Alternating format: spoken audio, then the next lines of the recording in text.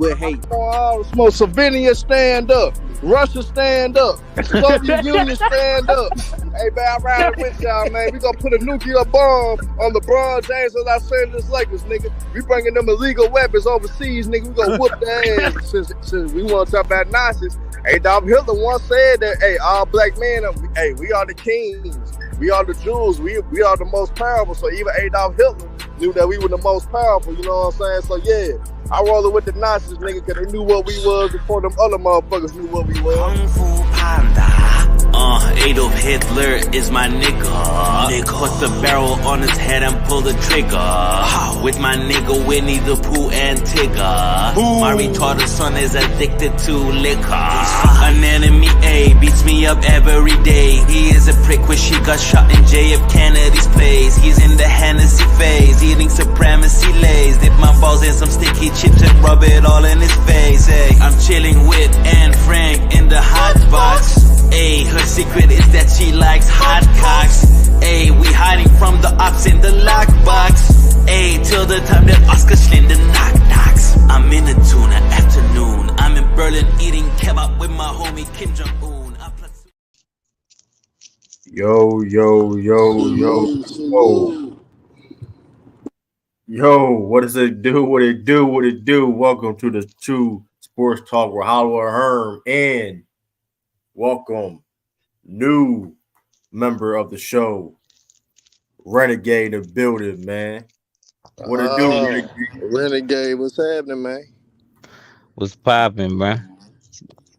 Chilling, man. Well, you and Tru for the 3D me? Y'all go be the that's Dudley boys crazy. on Hollywood Herm? That's crazy. Pause, by the way. That was crazy. It was crazy both ways. I didn't even look at it that way, her. You kind of.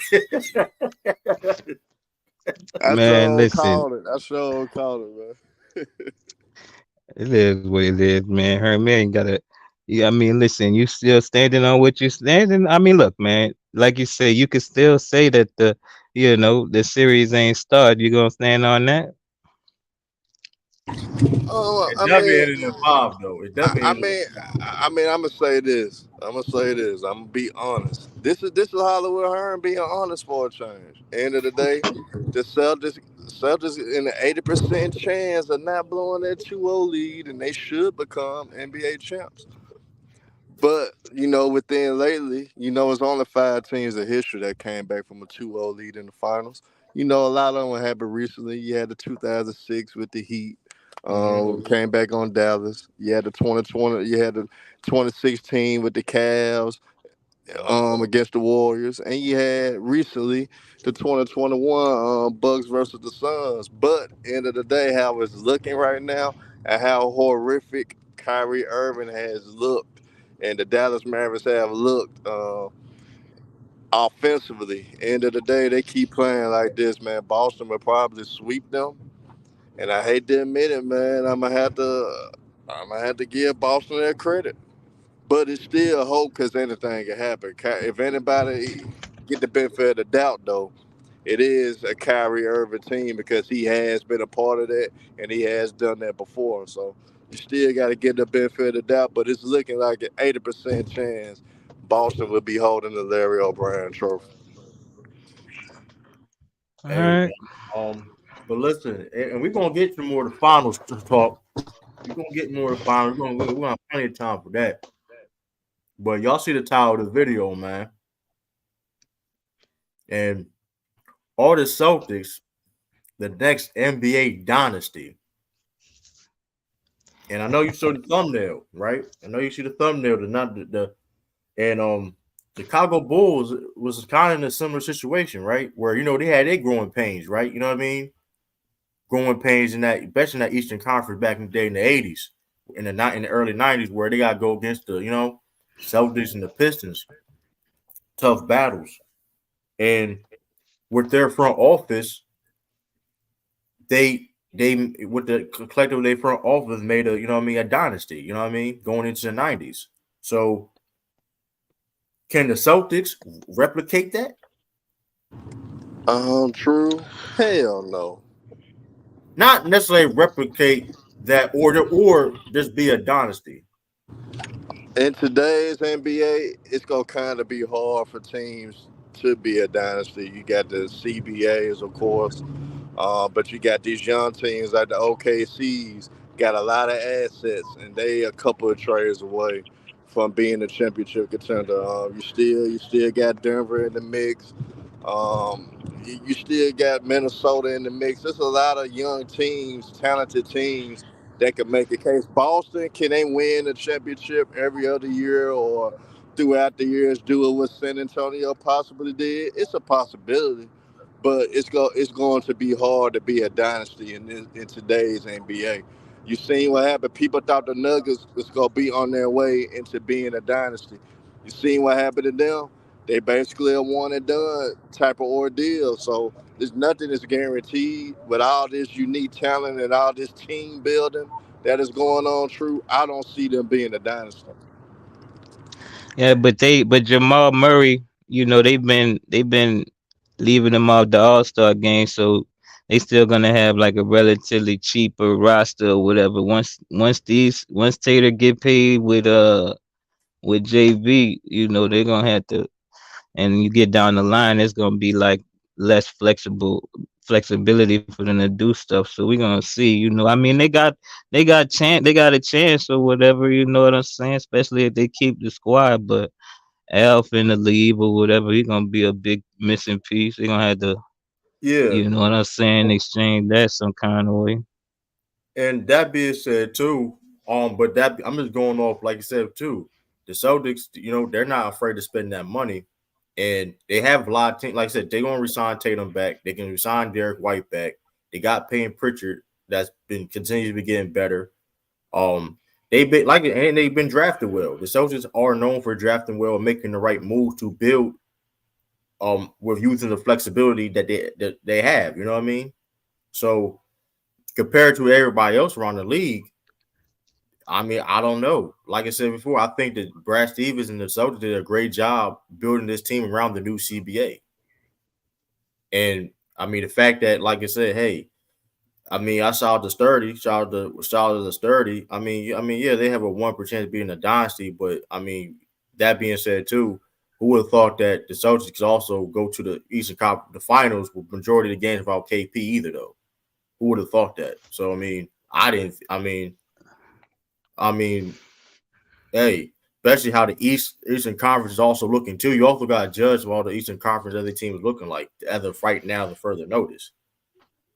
I You know, mean, shit, it is what it is. I mean, people was talking all of that East Side BS or whatever, but they doing it to the West Side. So, and they doing it to the men who beat yeah, the men who beat the men who beat the man. You know what I'm saying? So it is what it is. You know what I'm right. saying? It's Well, obviously cap. I mean, especially rumors saying that also Jeff Van Gundy may be in that coaching staff next year when Charles Lee leaves. I mean, those are the type of moves that keep things going. You know what I mean? Like you said, the Celtics draft well. Like you said, they got people. I mean, even like I said, Jordan Wall. Like they got people that you know what I mean on the pipeline. That you know what I mean. Look at people don't know like Sam Hauser. Sam Hauser was an undrafted rookie that developed to get. Now he's on a rotation player in the finals. You know what I mean. That Right. takes a lot. That takes a lot of you know what I mean. So I mean, listen. But what? Granted, it's gonna be easy. I don't care what era. Getting the Dynasty ain't gonna be easy though. But that being said, compared to where everybody else in the league is doing, they have a very good chance. Yeah, they got a shot. If they keep the squad, they definitely got a shot. You know what I'm saying? I mean, look, uh, Niggas they was got too finna say much I need offense, the too much Celtics to make the defense. finals Yeah, without it KP. is what it is. No, I think though the point is that what majority of people were saying though. Cam to Hooper, majority of people were saying that though. Oh Oh, the yeah, Celtics not true. broke. Can the Hooper say the series ain't over, man? I mean, it's That's what not he was over. saying. We ain't talking about the series. We just talking. Listen, at the end of the day, I mean, I got 500 next. You just because you beat bees in one bet, sturdy. Let's calm down, man. Like let's calm down. Let's calm down, bro. You beat me. You got a lucky bet off of me, and then bees. You just calm down. That's the only bet I ever seen you probably I think win top of my head. You just calm down, man. Now he want to bet 500. I've never seen Sturdy ever bet no 500 before this in my life. That's front running, Herm. Now that's front running. I have never. That is renegade. That is front running. I have now hit 500 though. Like, come on, bro. Now we want to bet 500. Because he do got the biggest odds of being right though. You know what I'm saying? Because it's hard to be. Let's not. It is though. I'm just saying it. That's it front is running, hard though. to be a That is front dynasty running. in any sports. In any sports period, it's hard to be a dynasty. What we seeing for the Chiefs is unbelievable. You know, for them to look like a dynasty. You got 7. Now you got 750 now. Now I've never seen Sturdy talking about no 500, 750 now. Like, stop. That's front running, bro. We will wait and see. We wait and see till I will. That's front running, bro. You gonna say that when KP got hurt? This man gonna sit there and say that when that's what you know. Why I ain't gonna do that? Cause we in the same group chats. You know what you said, though, Sturdy. You know what you said, though, Sturdy. That's front running. Now that's front running. I ain't never do no stuff like that. I ain't never. If I'm lying, He trying to put his foot on your neck because you up on top right now, man. I gotta admit, Tru, you ain't capping, bro, because the odds is greatly in his favor. You know, with the dynasty point, because it's hard to be a dynasty, bro. So anybody that has an opportunity of getting close to doing that gets much respect for me because it's hard to do it. That's why I'm saying they already got an agenda against them boys. Yeah, and no, also I actually don't have an agenda though. I'm being honest. Not right you. now. I'm talking about the media. all You know how the aside, media be at them boys, right? Yeah, but all jokes aside, though, Herb, I do got a question. We had a bet by that Jaylen Brown. I ain't gonna lie though, Herb. Like, be honest with you, Herb, you might as well. We gonna talk behind the scenes, man. Because I don't all right. We gonna talk about that behind the scenes, man. That was. I mean, that's big one there, though. I already told you, bro. I already told you that's not like because win, lose, or draw is gonna be hard. Because like I said, we got what up? We got Lamont in the building, man. Shout out to FYF in the building, man. Y'all most definitely hit that like button and subscribe to FYF Sports, man. Like I He said, got the movement going on, man. The Celtics on the trajectory. Listen, I don't know why that's a problem. Listen, you look at what the reason why the Bulls became a dynasty in the 90s because of great. Like, hey, they talk about crossover they want to, but they had great front office. And going back to fast forward, look at now, the Celtics clearly, in my opinion, had the best front office in the NBA. So it is similarities. Danny Ainge taught that boy how to finesse in a good way, man. I ain't gonna cap. How you feel about Lamont? Man, you gotta man, we was talking about this, man. And I'm thinking like this. All we've been talking about all year has been how are these teams going to re-up and make their squads better with this new CBA? We've been talking about it with the Lakers. I talked about it with the Lakers are kind of stuck with the D-Lo situation because with the new CBA, all of these tax aprons and whatnot, teams don't want to go into that second tax apron. Teams don't want to be in the first tax apron. Most teams are in the first tax apron. They trying to get out. So that means if you got a lot of teams trying to get out of tax aprons, that means there's going to be a lot of teams shedding talent, thinning out their talent, building from the ground up as opposed to relying on a conglomerate of stars and heavy contracts to go win. So with that being said, just like in 90s, just like going into the 1990s, we saw a change in the NBA with the expansions, with the new CBA, with the restrictions on free agency. The Bulls, who had molded their team right before all of that stuff hit in the 90s, they were able to go forward into the 90s with not only a core that they didn't need to shake up and make a ton of changes to, but then the rest of the league was scrambling, trying to put their cores together amidst all the havoc that was going on. Same thing that we see right here, and that's why I brought this up. When you look at this Celtics team, they got Jaylen Brown. They're definitely going to keep Tatum under contract. They got Jaylen Brown under contract to 2028. Tatum, they're going to keep him. You got Jrue Holiday to 2027. They're probably going to make a strong push to keep Derek White. Right, so I don't expect them to let them walk. You got Porzingis to 2025. You got Peyton Pritchard to 2027. Right, Al Horford's a free agent, but I just don't see him leaving that situation. More than likely, he'll be re-signing. when you look at their young talent, you got Jordan Walker in 2027, and players like that. When you look at this core, they got their core locked up, right? And then what team in NBA has a better core, right? From a multitude of stars, right? When you talk about we talk about star talent.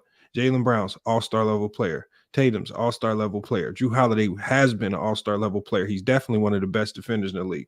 Porzingis is an all-star level player. Can be one of the best defenders in the league. And then now you build around that talent. What I'm saying is how if people everybody been thirsty to see another dynasty. This is a dynasty in the making right now in front of us. You talking about stars. They don't have outside of Al Horford and Jrue Holiday, none of these guys are over 30 years old. So when we start to act like these guys can't mold into a dynasty, remember for me to turn into a dynasty, you're talking what? Maybe a 3-4 year stretch to say this can't happen with this team. You got to be out of your mind. And with the way they playing, with the way they defend, with the coaching, with the way the organization's been put into place, I just don't see how we can just kind of write off that this ain't going to turn into some type of dynasty, because it doesn't look like they're going to let this core go anytime soon. And they're not going to get any worse. Like, for everybody, just because remember, I said it before the series. I said, don't sit here and act if the Boston Celtics sweep this Dallas team. I said I would love to see Kyrie Irving win it.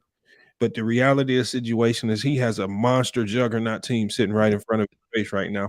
And all the idiots out there on YouTube making these videos talking about Kyrie Irving is choking and X, Y, and Z. I was like, bro, I want you like that. And Renegade, I tell people this all the time.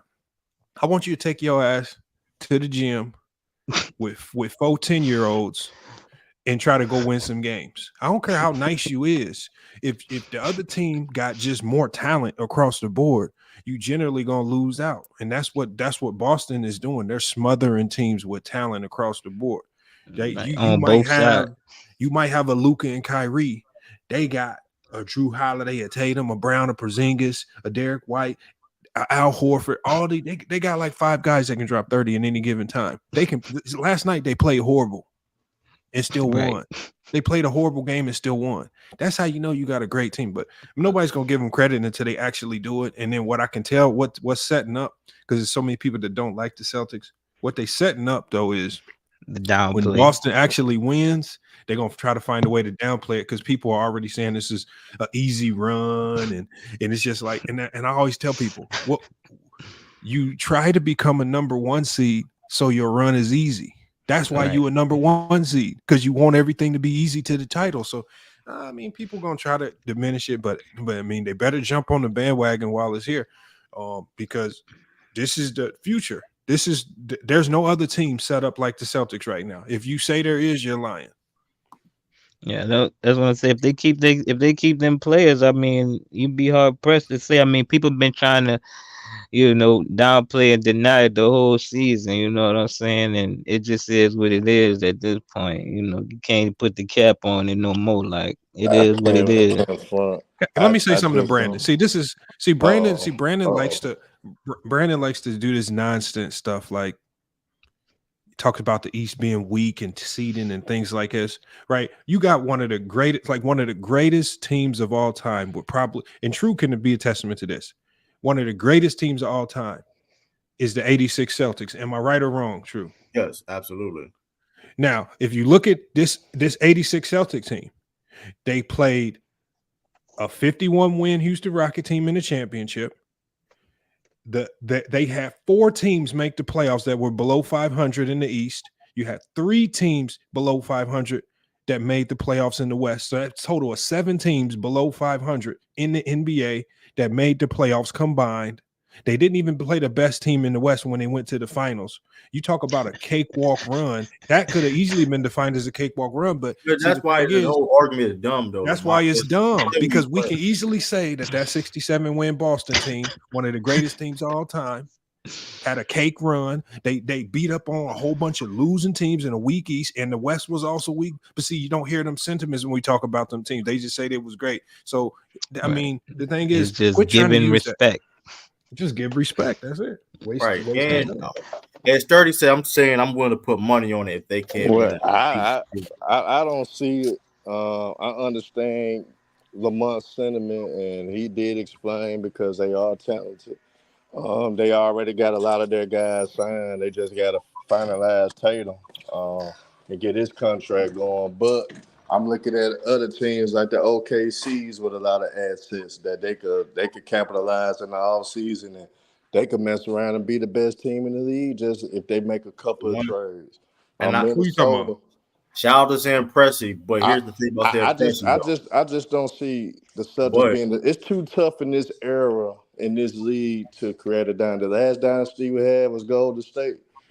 They made it tough. I They don't see just made it nobody doing a tougher. dynasty anytime at soon. the same time about They Sam just Presti, my fault. I'm gonna say by the same time about you Sam good. Presti. Same thing about Sam Presti though, and we may have to start having a conversation. I think Sam Presti is a good GM, but I think he's getting a little bit overrated at this point because yes, he can draft well. There's no there when it comes to drafting players and young talent, he's phenomenal at that. You know what I mean? But when it comes to building a championship team, he has struggled to do so. Like even if you look at this season, I don't know why he couldn't have got another big man or get more size in the front court in the trade deadline. You have assets to do so. Listen, building a team. Who you talking about? OKC? Yeah, Sam Presti. They could have. They already had. They only like. The reason why like they have to get bigger. Like the small ball era is kind of over with. Now, you can still play in certain lineups, but it's more about being big and versatile. No, but true. I'm gonna tell you something though about OKC. They was trying to around the deadline go after lower marketing. It's just that Danny Ainge wanted four Hey, you first may gotta round make that rich unprotected though. picks. But I think Preston in the way though. Sometimes for trade, you gotta go ahead and pull the trigger on that. Right. Because at the end of the day, you too close. You got a real talented team. You see the potential there. You gotta pull the trigger. The lower marketing would give the shooting that they need, and he has size, and he's just a solid all around player. So that would fit right with SGA. So I don't think he needs to hesitate on that. But it's a steep price because that's what Danny Ainge wants. But if you OKC, you really not gonna do too much just by sitting on the assets anyway. So you kind of got to make that move, and that's what I think they're gonna eventually do in the off season. Don't be surprised if lower marketing be with the Thunder, and you got to pull the trigger. And that's the question mark: is Presti gonna be man enough to make that move? I know the price is steep, but you got to do it. You got to do it. And I don't think so. I don't think so. And that's what going back to Lamont's Right. talking about taking those risks. Like you said, look at Brad Stevens. Listen, Yeah, they already you they guys already took advantage of the CBA, man. I No, it's mean, you know what I'm reverse, True. saying? The Celtics got to where they were because other teams were saying, "Let's take a risk." See, the Celtics sat back and said, "Let's see what." right.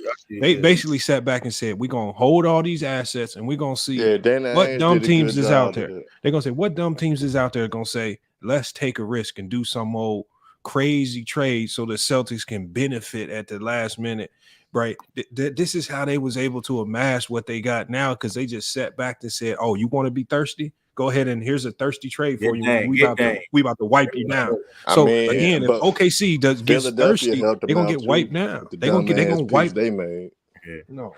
I don't see OKC. I don't see Sam. To me, they in a great spot. They was just first in the West. They don't need a ton of. They don't need a whole bunch of stuff to get. All they really need is more experience because they lost to Dallas just off experience. They didn't have the experience to play in the big moments. The foul that Alexander did at the end of the game. That's just all experience. They're gonna get better. But Chet, first year player, he already one of the best defensive players in the league. He's a big.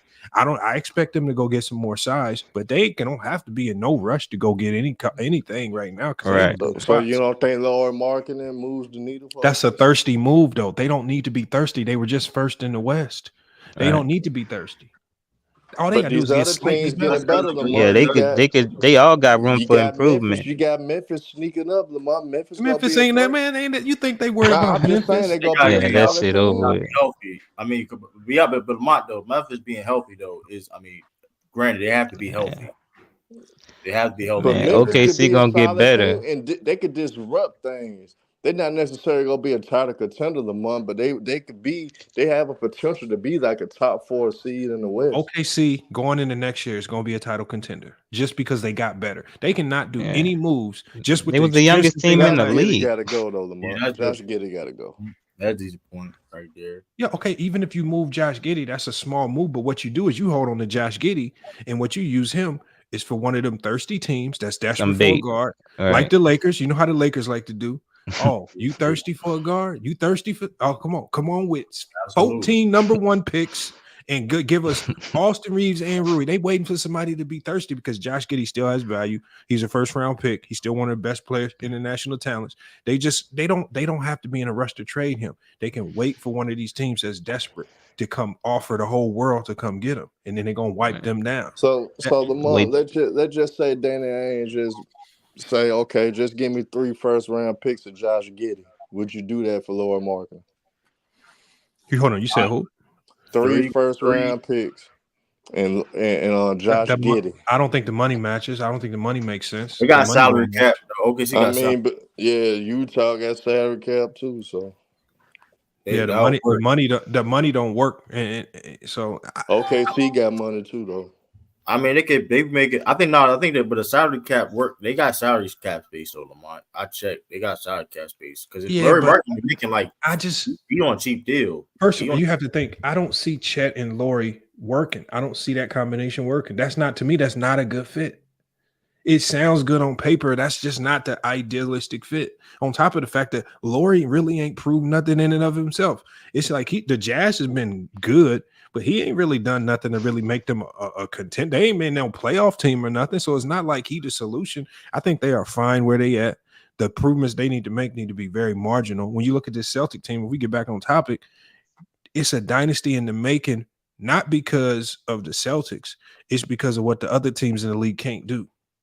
The other teams in the league, there's no other team in the league that's going to be able to match the Celtics' talent over the next 5 years. If the Celtics stay pat with this talent, no team's going to be able to out-talent the Celtics right now. That's the problem. That's why I say they can be a dynasty. No, Denver can't do it. Lakers can't do it. Philly can't do it. They're depleted right now. There's no other team that's going to be able to match what the Celtics do. I mean, but they can do it, but it's going to take years for them just to catch up with the experience that's the Boston got. That's what I'm saying. Like, I mean, SGA is the only all-star on their team right now. I mean, of course, yes, Chet can be an all-star next year. I don't think nobody be surprised by that. But J-Dub still gotta grow. You know what I mean? So, and Minnesota can actually do it too if they make the right decisions. They have to make the right decisions. Or anything. Their offense. Now they have to make the right decisions. They could do it. No, Minnesota might be the closest, and you are right, Herm. But again, I mean. What was Boston showing you now is all them years of losing. That all it did was give them a ton of experience. Minnesota still got a lot of catching up to do in regards to experience. Like that learning curve just to know how to win in them big moments. That's why I say everybody right now is light years behind Boston. Nobody want to admit it because it's Boston, and then people don't like Boston. But they can mess they're young. This is crazy. Listen, this is I said this before. And that's what I meant last night when I texted you, bro. You done boosted Tru the King's. I ain't boosting nothing up. I ain't boosting nothing up though. No, I've been saving this. Listen, I've been in market action, Renegade, Jrue Herm. I've been confident about this team the whole year. Like, bro, this is the best Celtics team I've ever seen in my life. Hate this, we had to really have these real conversations. It's like, that 08 team was a quote unquote all-time great team. They wasn't a dynasty though. But going back to the conversation, this Celtics team is younger. That's 08 Celtics team was older. So this Celtics team that is younger, that's better, has a better opportunity and better chance to be a dynasty. So I mean, like I said before, we have a young coach, like you said, Joe Mazzulla, 34 years old. So you think you guys could be a dynasty like the Warriors were? Listen, like I said, off of talent and chemistry, absolutely. I don't see it. over talent. I mean, listen, barring injury, whatever the case may be. That being said, though, like I said, Brad making those moves. I mean, don't see which who you see better. I'm saying after everything we done seen throughout the season, you think you looking at the clover, you see a clover on that bitch, and that's why you don't see it. That's why you don't see it. What don't you see, like motherfucker? Don't you? But You know what I'm saying? don't your goof ass realize how hard it is, bro, to have a dynasty in sports? Period. Y'all talk about dynasty now. If you talk about Okay, what do with you need Boston, for it? You need the players, don't with you? Boston, can Boston win a couple of championships? Hey, that's a different conversation. But you talk about dynasty, that's a whole nother level of shit. And I don't see them doing it. I really don't. I don't see it. Okay, just because it's hard, huh? What's the starting ingredients for a dynasty? What do you need just to eat before we even consider you having a dynasty? Like, what's the starting ingredients you got to have? You need the talent. I think talent is first. Come on, man. You need the talent. I mean, of course they got the talent. You got to create the right team dynamic for us, the chemistry. You got to. Okay, who got a better team dynamic than the Celtics right now?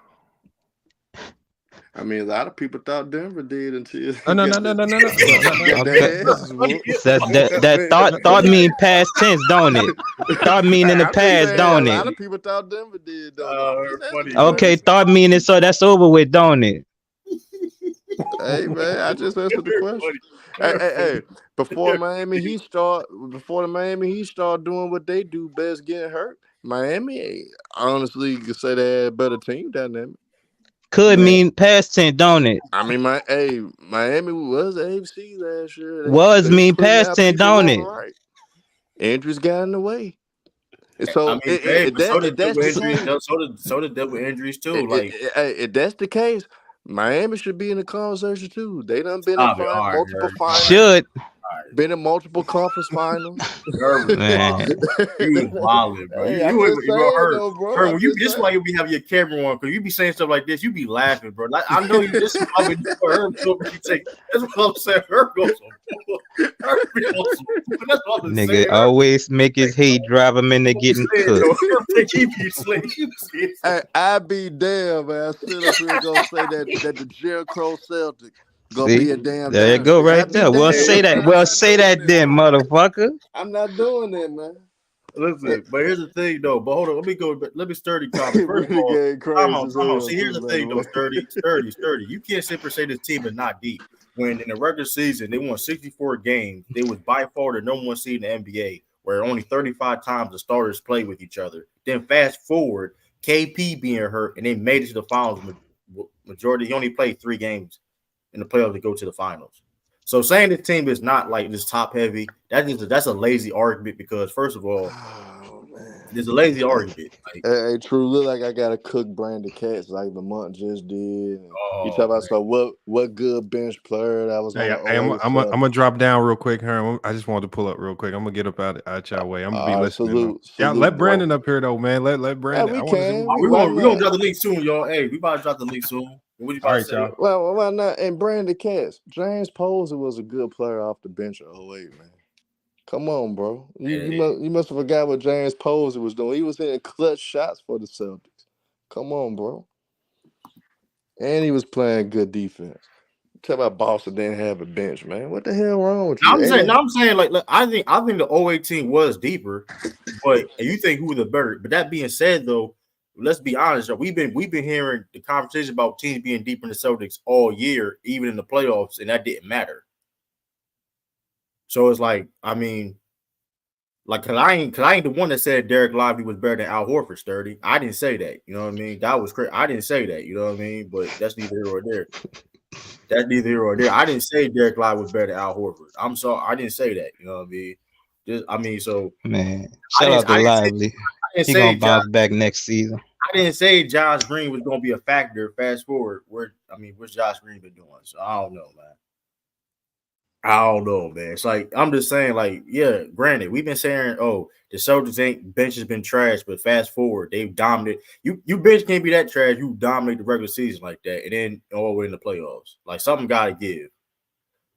Something gotta give, man. I don't know, man. But Let's drop this link, man. Well, let's drop this link, man. Hell, even they keep forgetting. Even Tony Allen was coming off the bench too. By the way, Tony Allen was not. Listen, that's why I said Herm. When a it lot comes of to people that, forget about that. when it comes to that Herm, when it comes to who has the deeper team, I gotta give it to 08.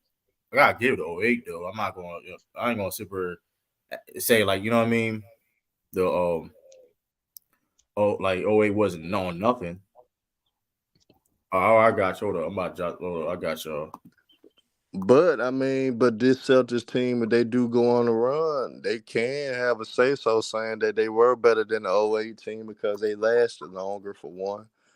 They still in their prime, something that 08 team, Pierce, Garnett, and Allen was not in their primes. They still was playing at a high level, but they wasn't in their primes. So that's the advantage that this Celtics team had. Are they going to do that? I don't think so. I think end of the day, just this league is too talented. It's too wide open. You haven't seen anybody win back to back in years, really ever since Golden State. So it just shows how competitive the league is from that standpoint. That's why I don't see a dynasty. It's no disrespect to the Celtics, no disrespect to anybody. The league is just too wide open. Teams are getting better year after year after year. And shoot, it's gonna be certain teams that's gonna keep building and keep getting better. Despite how talented Boston is, talent don't always get you the chip. Talent Spurs don't ain't win always back get to you. back. Yeah, What you say? it's how they played it. I said the Spurs ain't win back to back. They still a dynasty. And listen, it's not Yeah, just about the talent but they was winning because 2 rings within 3 years and stuff like that in the the midst Suns of got it the in the most early talent. The 2000s. Suns got the most talent, not Boston, but it's how they play together, right? Offensively and Wait, defensively, huh? Suns don't have more talent the than Suns Boston. got more talent. Suns do Yeah, not have more Oh, talent than yeah, Boston. that's crazy. It's yeah, not they even do. I close. don't know No, about they that. don't. No, they I don't don't. It's not even close. Boston way more talented than the Suns. No, they play way better. They got, but the Suns got Jrue more. Holiday They better than got more Bradley over there. They Beal. Jrue Holiday better Bro, than are you Bradley seeing Drew Beal. Holiday right now? Are you And, seeing and, what I'm okay. and, seeing? and, and That's right as a number. and right That's as a and right number now four, and right three, now 4, 5 and option. right now the duo with Jason Tatum and Jaylen Brown is better than Kevin Durant and Devin Booker, hands Yeah, down. and why is that? No, Because because they just Devin better. Booker got that Kobe mentality in him, and he's not giving up the No, number he one don't. spot No, to he don't. KD. No, he don't. Yes, he I ain't do. going that. I ain't going Yes, he that do. far. No, he I ain't going don't. that Devin Booker don't have no damn Kobe mentality, man. Oh my Stop God, with the you gotta Kobe stop hate, the cap. man. It's Stop with the not hate. Kobe It's hate, just a man. mentality. Stop with the It is Kobe what it hate is. with them South Pole shirts you still be wearing, man. What you Stop with the mean, Kobe man? hate, man. Stop with the damn What Kobe you hate, mean? What you renegade. Yeah, yeah. so You, Paul? ain't- you ain't gotta work for Club Sports every day, man. What you Calm your ass mean? down, man. What you triggered or You something? ain't gotta work for Clutch, man. He triggered as hell. I'm saying, what you Nah, I'm think? just saying You think Booker man you got no trying to say Kobe a in him? nigga with no left hand has a Kobe mentality, and he's the biggest. What do a True. We hand talk got to do about with a front runner. mentality? When we talk What about do a front hand runner, got to do with a Devin mentality? Booker. Devin Booker is the definition What of do front runner. Devin what Booker do is a the hand got to definition of do with a front runner. mentality? Kobe Bryant wasn't a front runner. Who cares about that? I'm saying Devin Booker's mentality is to jack the shot No up. one ain't, cause if it was, Devin Booker would be a lockdown defender. Kobe Bryant actually was a lockdown defender, I so I agree with don't What? know Herm on about Who? that that, one. man. I agree Okay, with Herm. He was better. Kobe was a better defender, but Kobe he was a better player, that period. doesn't mean that Period. Bookham ain't got that Kobe shit He in him don't. with He with don't. the shot He jacking. don't. Yes, he He do. don't. Yes, he do. Hey, He Yellow, got How that you? hole in him. What are you They did have talking Kobe about? though. Devin Booker I don't got know that about hole in him. That's what he got. Hey, He ain't hey, got hold no up, hold Kobe. up, y'all. Hey, hold up, y'all. We got Sturdy in the building, man. What Sturdy? How you feel? Can the Celtics become the next dynasty? Hell no. Everything Lamont just said is what they said about Denver last year. Matter of fact, he said the same exact thing about Denver last year He when he sure did the his hell did. we did his finals wrap up. So they're the next Spurs. They got this type of player. No team is built like this. No team has this type of level of continuity. He literally said the same exact thing. Literally. And just like the Denver Nuggets, their core is not 30 years old either. He literally said the same exact thing. So no, it's what Herm said. There's so many factors that have nothing to do with the Celtics themselves that play into a team being a dynasty? First of all, like I said, it's Well, health. you're not talking about. Well, you're About to, talking about to, about Renegade, ancillary about shit. to, about to. So like we all know health. Like in 2020 this year, except for the Warriors, every single team did not repeat that one so far this decade. Lost primarily because of health. That's facts. Eh, Second thing is too. We Who cares? shout out to Sean, always reminding when you win a championship, it breeds the disease of more of me. So what that means is more role players out to go get better contracts. That's one of the reasons why Denver lost some of their depth. Because what did Bruce Brown do? Because of the success the Nuggets had, he used the opportunity to get a bigger bag. They lost more depth. And they lost Jeff Green because he was just simply old and he moved on. Just like, and that's happened. That's always had Sound happened. like hope. Another thing is, Renegade, is the fact of the competition. Just like how the Celtics were dealing with injuries, so did the rest of the Eastern Conference. And last time I checked, there are teams that can make themselves better. Like, I don't get this notion, like, you don't have to make grandiose moves to get better, especially in today's era. If you get the right role players, you get the right coach, you get the right system, we've seen teams get better in just this decade alone. So no, I don't think no, it's not hope. I know for a fact Denver isn't done. I know for a fact the Wolves isn't done. And I know for a fact the other teams in the playoffs in the East aren't done. So to say they're going to be a dynasty, but yeah, I definitely know. That's why I'm willing to put what's going on right on now. it. Yeah, I know right now the series ain't over. So how you can be a dynasty with no chip? That's I'm saying. I'm not saying it's over right now. I'm saying we know what's going on right now. As of right now. Exactly. Right now, as of right now, right now it's not over. As of right now, we have no champion. As of right now, we got somebody that's dominating versus somebody that's getting dominated. As of right now, that's what you know. As of right now, it's not over. So last time I checked, as of right now, there is no dynasty in this decade for the reason I just said. The facts I just said. We're talking about potential. It has nothing. It has nothing. Exactly. That's what I said. It's the same. I'm trying to finish my take. You're talking about hoping on a dream shit every step of the way. I can't finish my fucking take. I say shit about hope. Injuries is always the caveat, but you're talking about injuries. No, because injuries is a huge factor that affects every single team. Because you're hoping on a dream. You gotta do all of that bullshit that's not a hope. No. Getting to what we talking about. I understand you have a listening comprehension problem, but I'm gonna say it slow this time. It is a fact. Every single team that won a championship this decade that did not repeat primarily due to injury. That is a fact. Okay. Hold on. The Lakers when they won in 2020, they did not beat the Suns because of what? Brown got hurt. Okay. And LaSavage got hurt. Hold on. Okay. Let's keep it going. 2021. Okay. 2021. The Bucks.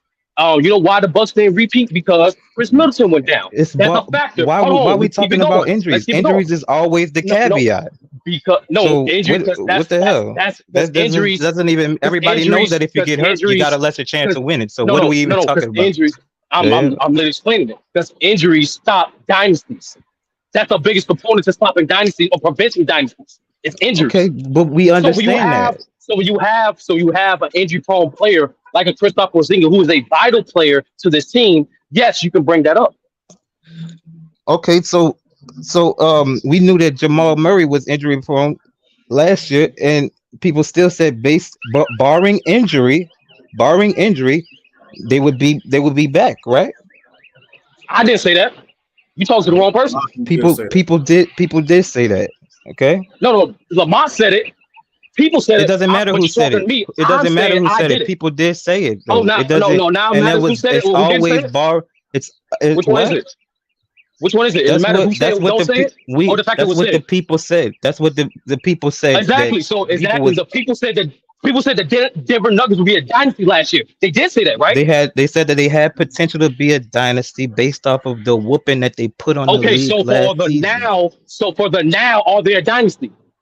No, they're not not, and just like they're not a dynasty, the Boston Celtics right now. The fuck? Exactly. Thank you for proving my point. So I just want to in the future. I just want to finish my take with this, dog. Based off of what they do and how they play. It has nothing to do. Like you say, Nothing to do with the actual game. Yeah, exactly. It's exactly what Herm said earlier before. It's not a slight to Boston at all. It's not a slight to in their talent at all. It's just there's other factors that plays into a team being a dynasty. Even you go out NBA history. Look at the Warriors. The fact they were able to become a dynasty because they lucked up for Steph Curry being injury prone at the beginning of his career. So when they could afford KD, they did because Steph's not on supermax. Another thing, same thing to the Bulls being lucky, the fact that of that time the league wasn't ready or didn't have the contract flexibility to make their team better. Jerry Sloan talked about that all decade. Pat Riley mentioned that when he was on the Knicks. Another thing that plays into it, luck and dynasty, these last dynasty we've seen is the Lakers. The fact that Jerry West traded for Vlade Divac, he was a man on an island.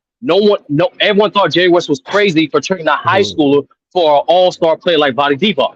So yes, luck does play a lot into dynasty. That's the three most recent dynasty we experienced.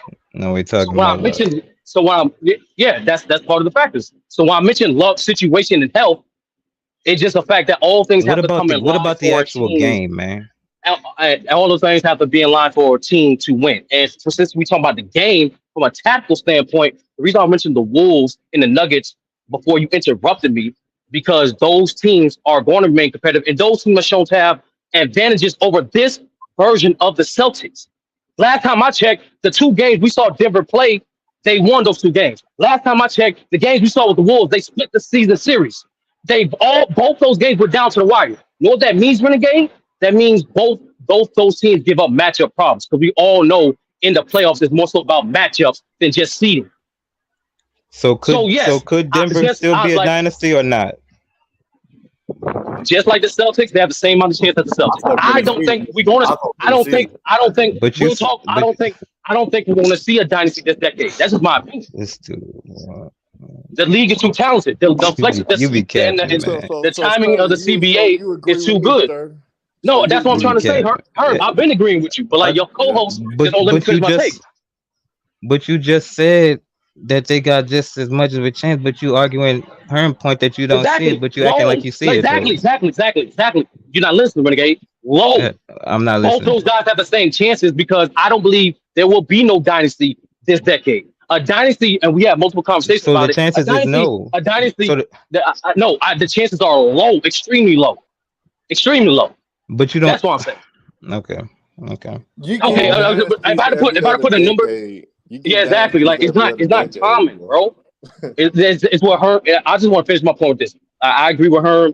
There's just other factors that's outside of the Boston Celtics control that could go against them and becoming a dynasty. And because of that, I don't think a team in this decade will be a dynasty. I don't think we're going to see it. Not to say Boston won't win again. Not to say the Denver won't win again. Not to say even the Bucks don't win again. But I don't think we'll see a dynasty. And we qualified a dynasty multiple times on this platform, Tru platform, is a dynasty is at least 3 championships within a 5-year window. And I don't see that happening in this decade. This league is too talented. That's it. We're gonna go with Sean, man. Sean, how you doing, Sean, man? Can the Celtics become a dynasty? Hey, salute everybody. Obviously all the factors that Sturdy mentioned do factor in. I think what will be interesting now, particularly, is 2 things. One, obviously the new CBA, and our team's willing to continue to spend to retain their top level talent. I think the Celtics right now have proven they're willing to do that, because obviously we know Jason Tatum's getting ready to get a bag this offseason as well. So that's the first thing. I think the second piece of it is there's a great potential that the league is going to expand during this decade and add a couple teams. Well, we know what that tends to do is it tends to, water down, if you will, some of the talent throughout, the league.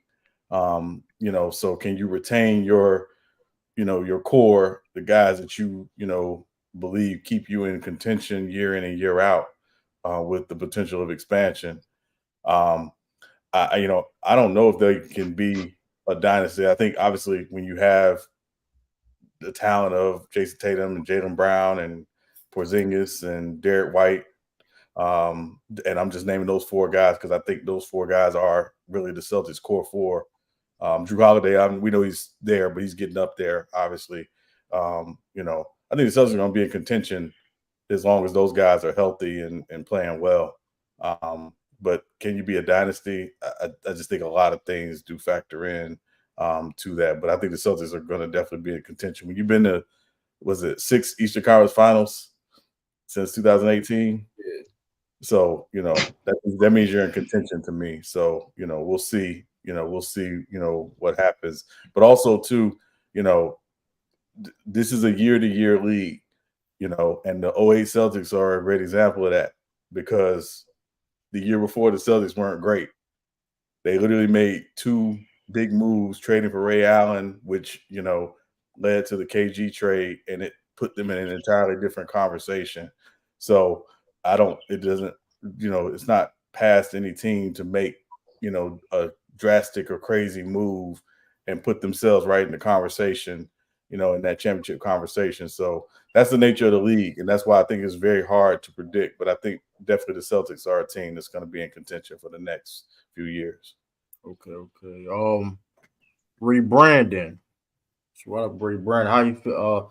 How do you feel? Can the Celtics become, or can they become the next dynasty? Can they? Yeah, right. They can become the next dynasty. First, just got to say this series is not over. But I know for the sake of the conversation, yeah, they could become a dynasty. A few things that I've noticed about this organization is a lot of everyone is bought in, right? And they put their egos aside, right? Like Brad Stevens going into the front office, leaving that head coach position, going into the front office, and has brought in some key pieces. He's brought in players that were written off, right? He's brought in, the Derek Whites, the Kristaps Porzingis, the Jrue Holidays, and those guys got something to prove, and you're seeing it, right? They whooping feet right now, man. They're whooping feet. But I think Sturdy, I agree with Sturdy in a sense as well. We don't know what next year will look like injury-wise, right? And then also, like we said, with teams that win, what happens? Other teams try to come and reap through their bench. So if these players, if they can keep this team together, they absolutely have a high chance. But of course, how I want to say this, man, because I want to hate on these niggas right now, but I can't. They, what? I'm gonna go with this. Yes, they can. They can absolutely be a dynasty. But they can get better, but every other team can get better as well. I know y'all talking about the CBA, but that doesn't just affect Boston; it affects every other team as well. So we will see next year. But as of right now, how it looks, this is a great team. Everybody's bought in. They playing hard. Shout out to Jrue Holiday. Shout out to KP. I know he re-aggravated his calf last night, but bro It just was the other basically leg. said It was right. It was the right. it was other leg. It was other leg. Okay, cool. Right Yeah, leg. he said he'll die out there. So he's straight. He's playing game 3. Yeah, for sure. But yeah, H from the UK, man. Salute to H, man. How can the Celtics become a dynasty, man? Salute, man. Salute everyone, man. Salute. I think they can. They've got the potential anyway. Like, let's not hate, really. They've got the potential. However, it's all set upon the moves that the league makes also. So let's say potentially the Celtics win, because Sturdy is right. It's not over yet. We're saying it's over, but it's not over yet, man. We said that it was over I think when Giannis won the finals as well, when they were 2-0 up. We said it was over then. It's not over yet. But if they do win, the league's going to adapt to how the Celtics are playing. They're going to be, instead of being the hunter, they're going to become the hunted now. So they're going to start playing, looking at their weaknesses and so forth. Then you got to think about the situation with Derek White. Has he signed a contract yet, or is he still a free agent? No, his contract is he signed to 2025. Right, okay, then that's good then. So Derek White signed, and I think he's a very important piece. If he was a free agent, I'd be a bit worried, but he's an important piece. Then you've got Jrue Holiday, and you've got Al Horford. They're aging pieces, and they're going to be very hard to replace. I personally think Al Horford's probably been, especially in game one anyway, he was probably one of the most important pieces on the court because he set the tone. He was diving for loose balls, especially at his age, showing a lot of hustle. If he retires, it's going to be a hard piece to replace, especially as a veteran and a locker room guy. And then again, I have to agree with Sturdy also. Even though he doesn't think Denver's a dynasty, I think they can become a dynasty as well. In terms of, we've used the terms like 3 and 5 years as a dynasty. It's one of them. It's a bit fluid. I went with 2 and 5 years, and then having a winning culture. So if you go with the 2 and 5 years, then the Celtics could definitely become a dynasty. But if you're going with 3 and 5 years, that's going to be pretty hard to match. But there's a lot of sorry, go on, bro.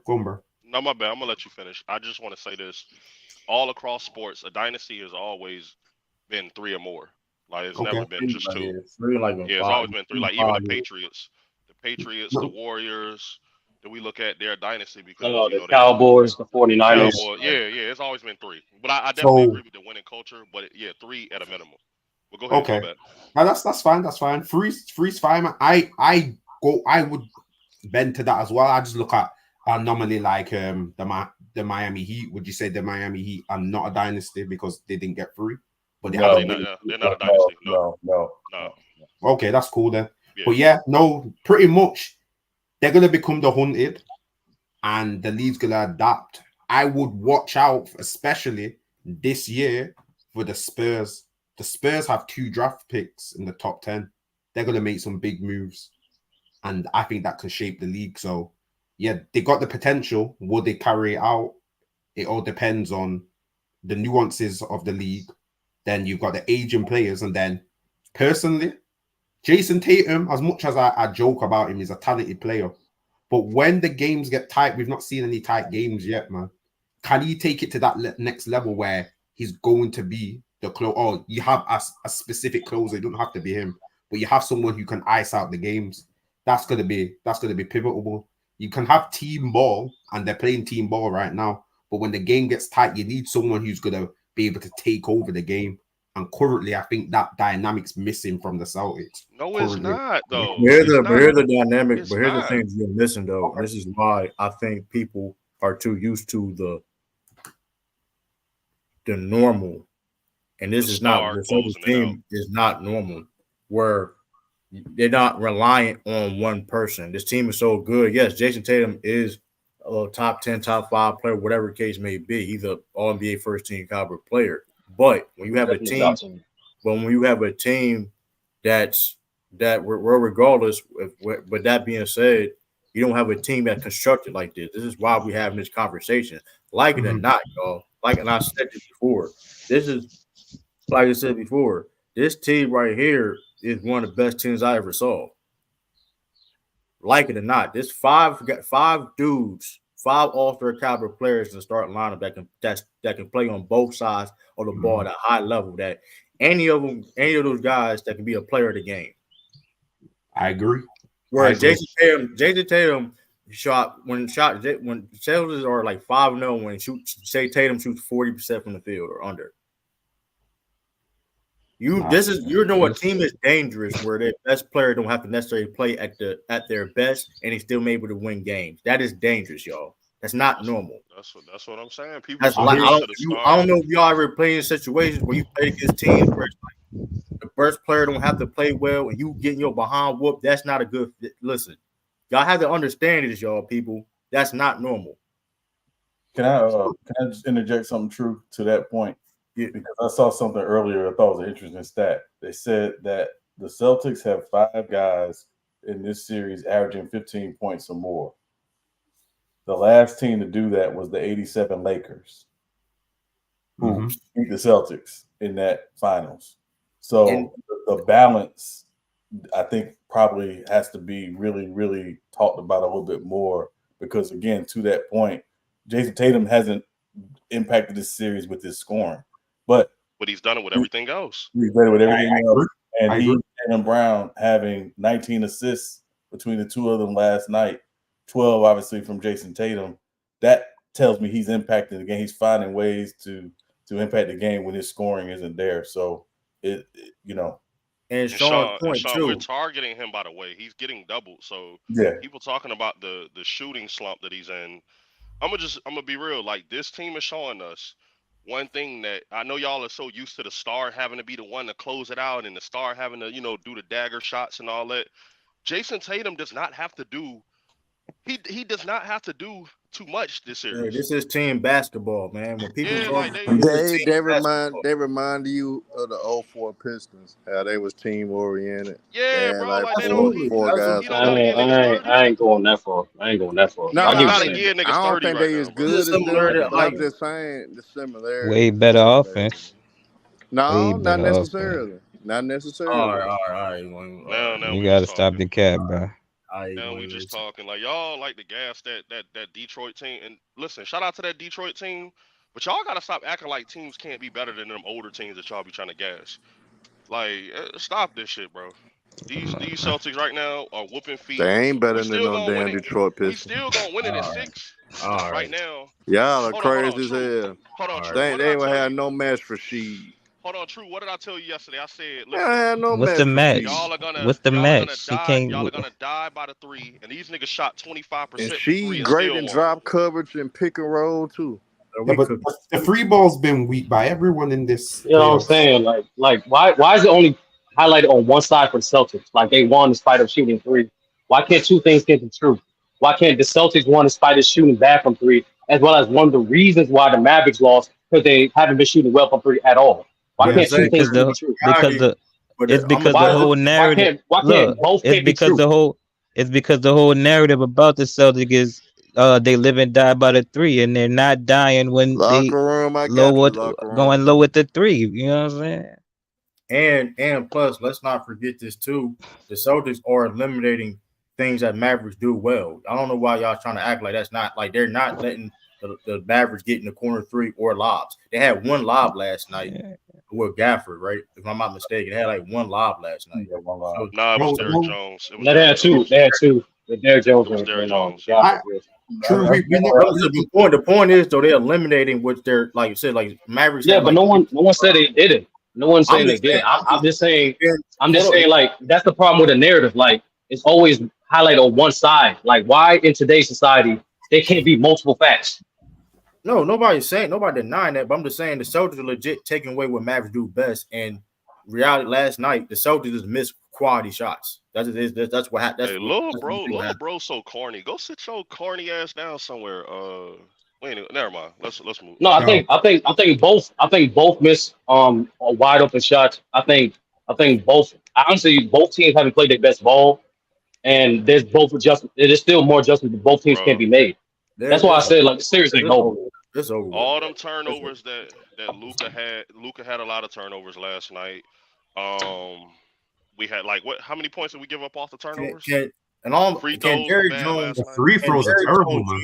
And PJ Washington hit the 3 that's not in the corner. Nah, not what I'm saying right now. But hey, also, Renegade, they did in this playoff run. I don't know about that. I don't know about that. Hey, Renegade, what you say about Sean, man? I said, what? Look at your mess, man. When I'm talking this sturdy nigga, don't bust your mobile out, chest. Look, get your mess, stay your messy ass out this shit, nigga. Get your messy ass out of here, man. Like Sean can't see it, nigga.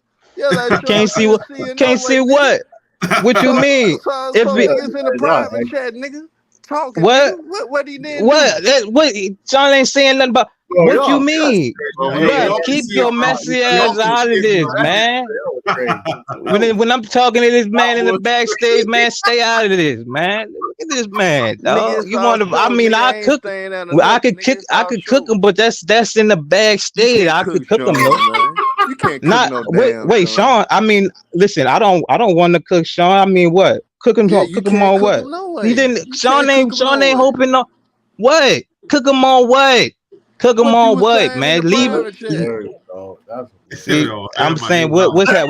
What's up? Should I do it? Sean, what's up, man? What you see? Now you about to make me go off and shit. Turn up, nigga. Turn up, then. Nigga. I want you to turn up. Turn up. That's funny, man. Hold on, can we give a shout out to the number one fan, Regina? Hey, Locker room, he tuned in almost every show, you feel man. me? Like shout out to bro, man. He ain't brushed his teeth yet. He ain't brushed his teeth yet. Where your big homie Dreamers Pro at, locker room? Where your OG at, homie?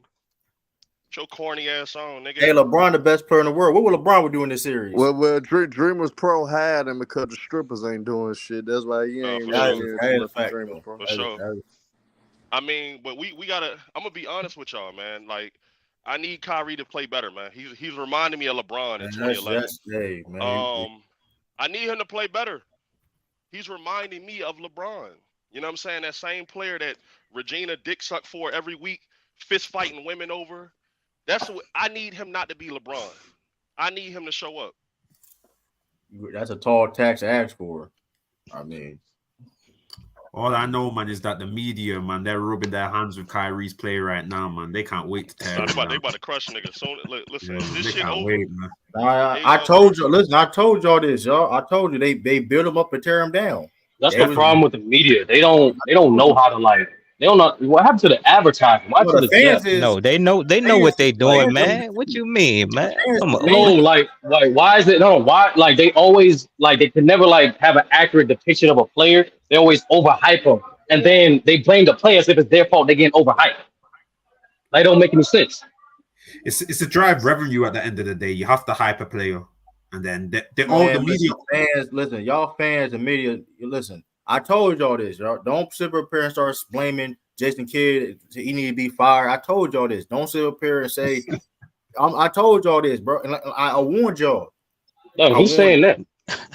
No, people gonna be saying. Look, I promise you, people gonna be saying that, bro. I'm telling you, like now, Tim Hardaway Jr. Like I told y'all, like bro, like now. Well, no, like, well, people been roasting Tim Hardaway like all season. I mean. They said they wasn't allowed like this with it though. They say he was struggling. Now they saying he's completely trash now. Like, yeah, I ain't talking about Mavericks. I'm just talking about generally. If you're no.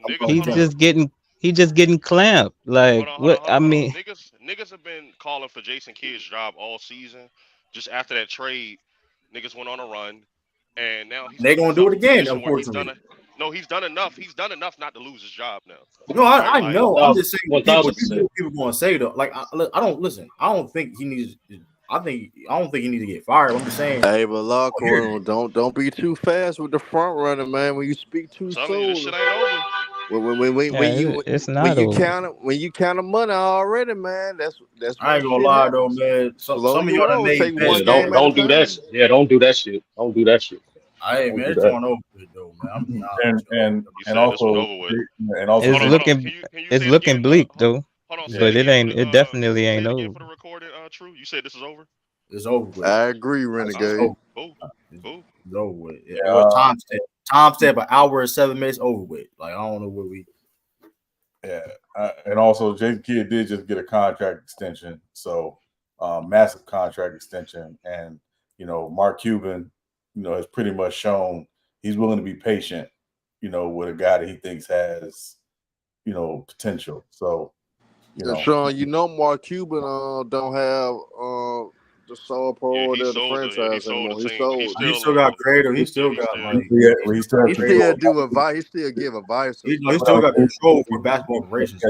He still controls basketball operations. Like the guys that own the majority of the team aren't even involved in that. He still has ownership of that. So it's still. To be honest, I don't know. So my thing is, right, like niggas getting smacked around right now. What harm is it gonna do to like go to the bench and see who we can get active? Tim Hardaway Jr. Rub my hands like Birdman. Rub my hands like Birdman. Rub my hands like Birdman. Listen, man. Put Marquise Morris out there. I dare. Jason Kidd. All right, let me ask you this. Go ahead. What do you think about this comment by the good brother? He says Luka is not LeBron. He can't carry Kyrie to a title. Bro, LeBron for one, Luka Doncic in his 6th year in the NBA. Did it take LeBron 9 years to actually get his first title? So you kind of gotta give Luka some time. Like we had to give LeBron some time to finally learn to finally understand how to win games and how to come through and be the leader of the team. So you gotta give Luka time like we gave LeBron. It took LeBron 9 damn years. Luka is in his 6th year. Now he's all good though, man. Slow down on that. Action Jackson's all good. But at the end of the day, you want to know what locker room? Like the series over. But I gotta get locker room on this though. You want to know why they doing this comparison stuff? Because y'all been doing it forever with Michael Jordan. So it's only right that LeBron fans gets to get back with Luka. It's only right. But Herm, it's more so. It's more so the NBA. Like the NBA is the NBA does that. Like they did that with Jordan. Remember, Herm, you remember on times like the Jordan stopper or who's the next Jordan while Jordan was playing. It's a weird thing the NBA like to do. Like they have to, or to big up any player, they have to do some type of comparison. It's lazy. No, hold on. But you right started on that. Hold on. But he said this: Luka missed the playoffs in his 5th season. No other great player missed the playoff in year 5. So they did shut the season. They shut. Yeah, that's an idiotic take. But they shut that shit down last year to try to get a better pick, which they did end up getting Derek Lively out of it. But I mean, like literally, Jason Kidd said it. Have an honest conversation. We can have. I want to know, who do y'all think is better at this point in their career? Is it Luka? Is it LeBron? I'm still going with LeBron on this one. It's still LeBron. It's because of the defense. Offensively, they're about equal, but defensively, it's a separate. But Herm, he be your accolade person, right? People forget, at this age that Luka is now, that was LeBron in 2009. Right. And here's the thing. Like, come on, though. Like, LeBron was different. Right. Like, come on, we remember that, yo. Right. Here's the thing, too. Forget all that, though, y'all. He said LeBron the best player in the world, and he still had no explanation. He still had no explanation yet. Like he just like you have no like, NBA wasn't showing no love. Renegade. It wasn't showing no love to Kobe Bean Bryant. Listen, let Luka. What you mean? That's my guy. What the fuck? Renegade. With that being said, hold on, Renegade. So LeBron being your guy, do you think LeBron James the best player in the world still? No, not right now. No, I mean, he's not the best. He's not the best player on his team right now. Like, I mean, you got to. It happens. He's in year 21, going on 22 now. This man, so like, nobody made excuses for to see this man. The nigga's the GOAT, but it's over, bro. He's not. Yeah, he ain't the best in the league right now. Hey, but hold on, rebranded just to mess with LeBron fans about this. You guys like to go off stats a lot, right? If you go out the stats, he's better. He's better, and he's doing. Hold on. Let's go another step, and he's doing it in a tougher conference. Yeah. So, I mean, hey. Wait. The East was weak in 2009. Propaganda. Y'all created this propaganda. I didn't know that. Man. That's new to me. The East was weak in 2009. Hold on. I ain't know that. Sturdy, you do. Hold on, Sturdy. You do stupid shit like this, where you take 1 year when niggas are talking about. That's what we're talking about. Oh, we're talking about collective? Oh, the stats? Okay. Yeah, about some shit we not talking about. But what you mean by collective? Like, what you mean by collective? Like in terms of Luka, LeBron, or like what you mean? I'm trying to. We're talking about just overall, like his run in the East. Y'all went from one point. It was he was doing all this in the Eastern Conference, to now, like to basically now we're talking about Luka doing it in the West. Is the West now tougher than the East was then? In 2009. I'm going through it now. I don't want to. Using 1 year. You just asking. Bro, that what you asked the question. You literally asked, was the West better than it is now than was back then? I'm literally going through back then. Orlando, what type of is that? Orlando. Like what is that? We branded like I don't know what we're do. They lost to the White House. They lost to the Booty Goon led team, man. Shit crazy. And then it's like LeBron was on it in the weak East. It's like, but he couldn't break through. So what did that say about him? He was getting smacked around in the East. Locker room. Dwight Howard is 1-0 all time against LeBron James in the playoffs. Damn. All right, I'm not gonna cap. I can't. These numbers are wild. I'm not gonna cap. These numbers are wild. Like we all was sitting back waiting for the Kobe and LeBron finals, and we like, all right, Kobe handled his, and LeBron was getting smacked around. He let the booty goon put him out. That nigga was getting smacked around by Michael Petrie. That's crazy, man. And Matt Barnes. That's wild, man. Talking about Luka is Luka at the end of the day. And he let an and-one player get the ball loose, torch his ass. Why are you threatening about Luka? Talking about, like, bro, LeBron James is a GOAT tier player. Man, nigga, LeBron lost to an and-one player, man. I ain't gonna take you gassing it now. This nigga gassing it now. He lost an and-one player. This nigga That's nasty word, man. That's funny. Chief First said, of all, shout out to the legend, man. Shout out to the legend, man. Kyrie, we finna just man, Herm. I met Robert Austin, bro. Like we ain't doing that. Nah, he'll hoop him. He'll hoop him. Hey man, Sham God. Listen, what's Sham God doing? White for Austin will hoop him, motherfucker. Yo, shout out to the legend, man. Our coaching staff, right? So yeah, Sham God. I need to see some Sham gods so they can get some separation. Yeah, I think he's part of y'all player development. Yeah, player development. Yeah, listen, I will say this. Last night, it was a point where Kyrie called for the dance with Jalen. Jalen locked that shit up. I was like, Jesus Christ, hold on. Luka missed the playoffs in year 5. He was a great player. Dwight Powell. That's what I'm saying. Like, was frightening. Locker room, you're smarter than this, bro. Like with these takes, you are starting to sound like your big homie, Dreamers Pro. Like this is idiotic. That's your only argument. But Sturdy, you looked at them numbers. That's crazy though, ain't it, Sturdy? What? But that's what I'm trying to figure out. Are you talking about for the playoffs? You talking about up to this point? You talking about for the season? That's what I'm asking. Now, for us, up to that point, first 6 years of their career. All right, but Herm, I don't think niggas know how close the numbers are. Like I really think niggas like forgot. No. I can remind you if you want. Hey, but Sturdy, here's the point. I understand how close they are. But the point is, since guys like my brother, the locker room, go off stats and shit, I'm like, shit, Luka got him. So it's really these playoffs, my nigga. These playoff stats are ridiculous. LeBron was ridiculous, man. You know what's ridiculous? Saying LeBron James is the best player in the world in 2024. That's ridiculous, bro. I think he was trolling. I don't think he meant that. I think he's dead serious. There's no way that He's serious to being. He's more serious to being Dreamers Pro big homie, man. It's the only separator though. It's just that LeBron was just way better defensively. The defense settles the debate. You know what I'm saying? But offensively, it's impactfully too. That because he was a better shooter. He was a better facilitator. By the numbers, I'm just saying by the numbers, y'all. Hold on. No, Herm. There's no numbers for facilitating. There's no numbers for assists. I mean, for assists. Because now we'll stop comparing just numbers and start comparing accolades and accomplishment. So now them niggas understand when niggas say it's not all about stats. Y'all boys, man. Hey, but locker room. If that's the case, then stop comparing LeBron James to Michael Jordan. Because Michael Jordan wiping them with the accolades. So stop comparing LeBron James to Michael Jordan. And LeBron almost damn near gonna play 10 more years than Michael Jordan. And he still ain't caught him at accolades. So what that tell you, locker room? Stop comparing LeBron to Michael Jordan. See, we get you in one way. That's how we get you. That's how you get trapped. Right there. We hit you with a player that got LeBron by the numbers. You want to go to accolades.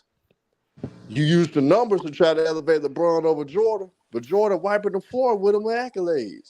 So what it is, man? What it is, locker room, man?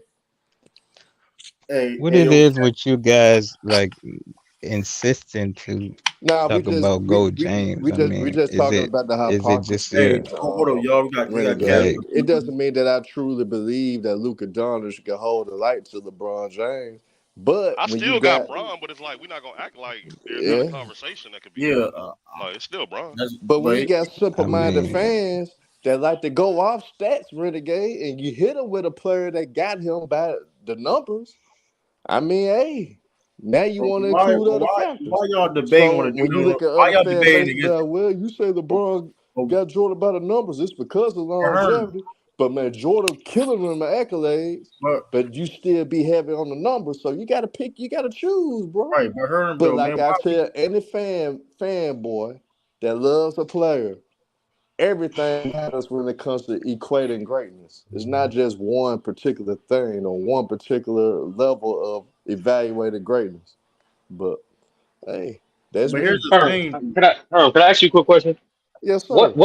What Jordan fanatic have you all checked on his social media? Lord have mercy. Say No, that no, again, I'm sir. asking. I'm about Like to say, like, come on, what man. Jordan fanatic have you checked Please, on like please on answer YouTube? that. I really haven't been on a He ain't platform. nah. No. Answer the question, nigga. I'm being for real though. I really haven't been on a platform that's all about Michael Jordan though. So it's kind of hard. I've never had the opportunity to check. I think I did check one Jordan fan one time though on the month. Actually, on Okay. the month channel though, I checked the Jordan fan because he was going too far with the shit, and they hit Yeah, me with. but you have been on platform. You've been on multiple platforms where you've seen a fanatic Jordan fan say crazy shit. No, but here's the thing. Them platforms you talk about, they are Kobe fans. These niggas not Jordan fans. Them niggas really Kobe fans. They'll say Jordan the GOAT, but they really Kobe fanatics. So that's why I'm telling you, I ain't really never been on a platform that's just all about Jordan. It's the So, same logic. I mean, it ain't the same logic because, it ain't the same logic. When it comes to Kobe fans, it's a whole different level of shit, man. It's That different nigga from said Jordan they had fans. Porzingis and Bronson. Porzingis was injury prone. Him and Jason Kidd couldn't figure it out. And when he brought up Bronson was not. Jalen Brunson only Yeah. It played was in one. remember J Kid that wasn't there. It was Rick Carlisle. Yeah, Rick Carlisle was and the nigga that had KP in the corner. Jalen Brunson was hurt J Kidd was there for the first the end of it. year. Jalen Brunson was The hurt the second year, first year. Then he the was there for second second year, year. the nigga on the average 8 points.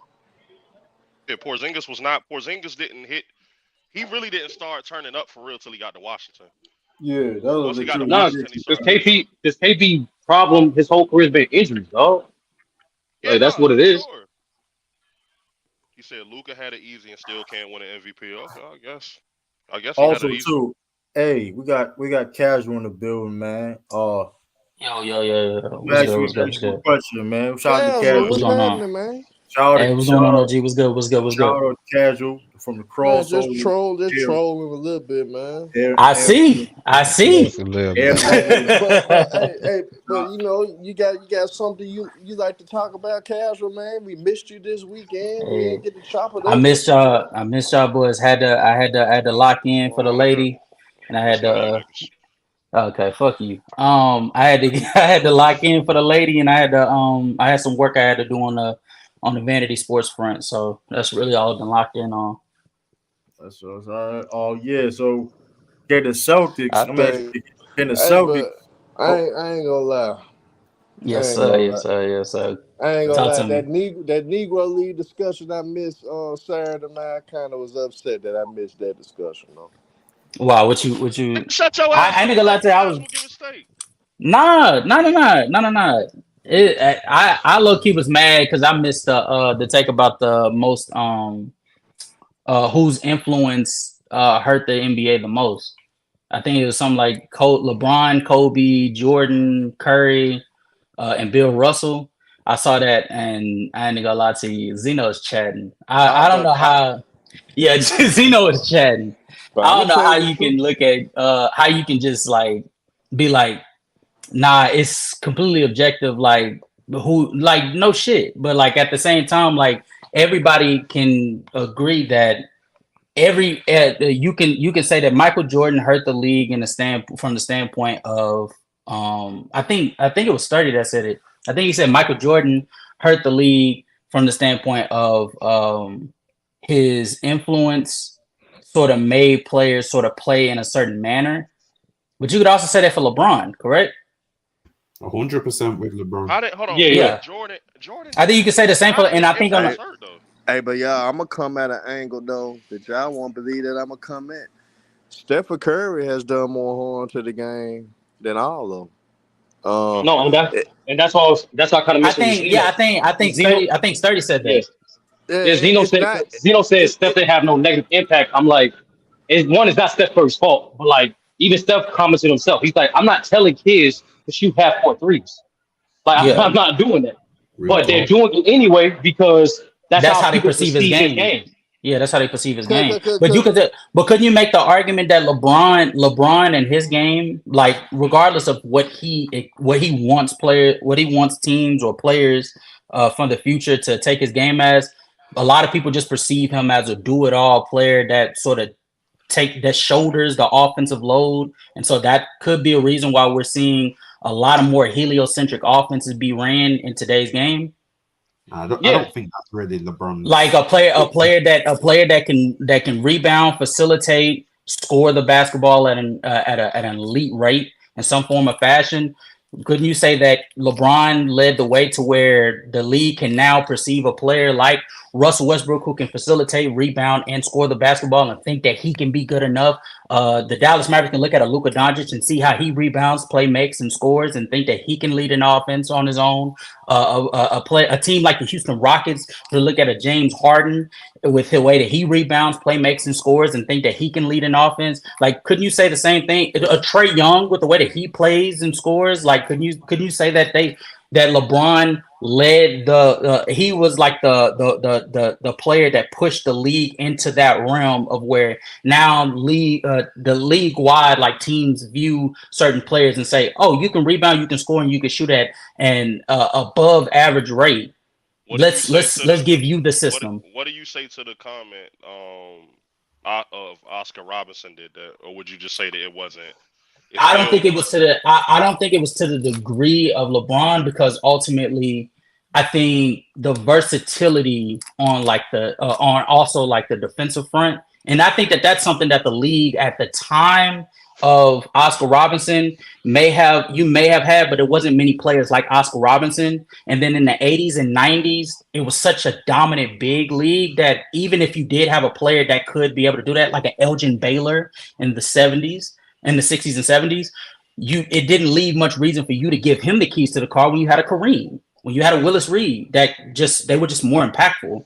And so it didn't leave much of a reason for you to go to those guys. But in today's game, it leaves more reason for you to be able to believe that a James Harden, a Russell Westbrook, a Trae Young, a Luka Doncic could be able to be your everything for your entire system, because it's not that many bigs. Like, you got Joel Embiid, Nikola Jokic, Domantas Sabonis, Anthony Davis, and then, like, the list starts to get a little thin. Now, to be honest, though, I wouldn't blame that on LeBron for the simple fact that Michael Jordan actually did that before LeBron for a while. It just didn't win.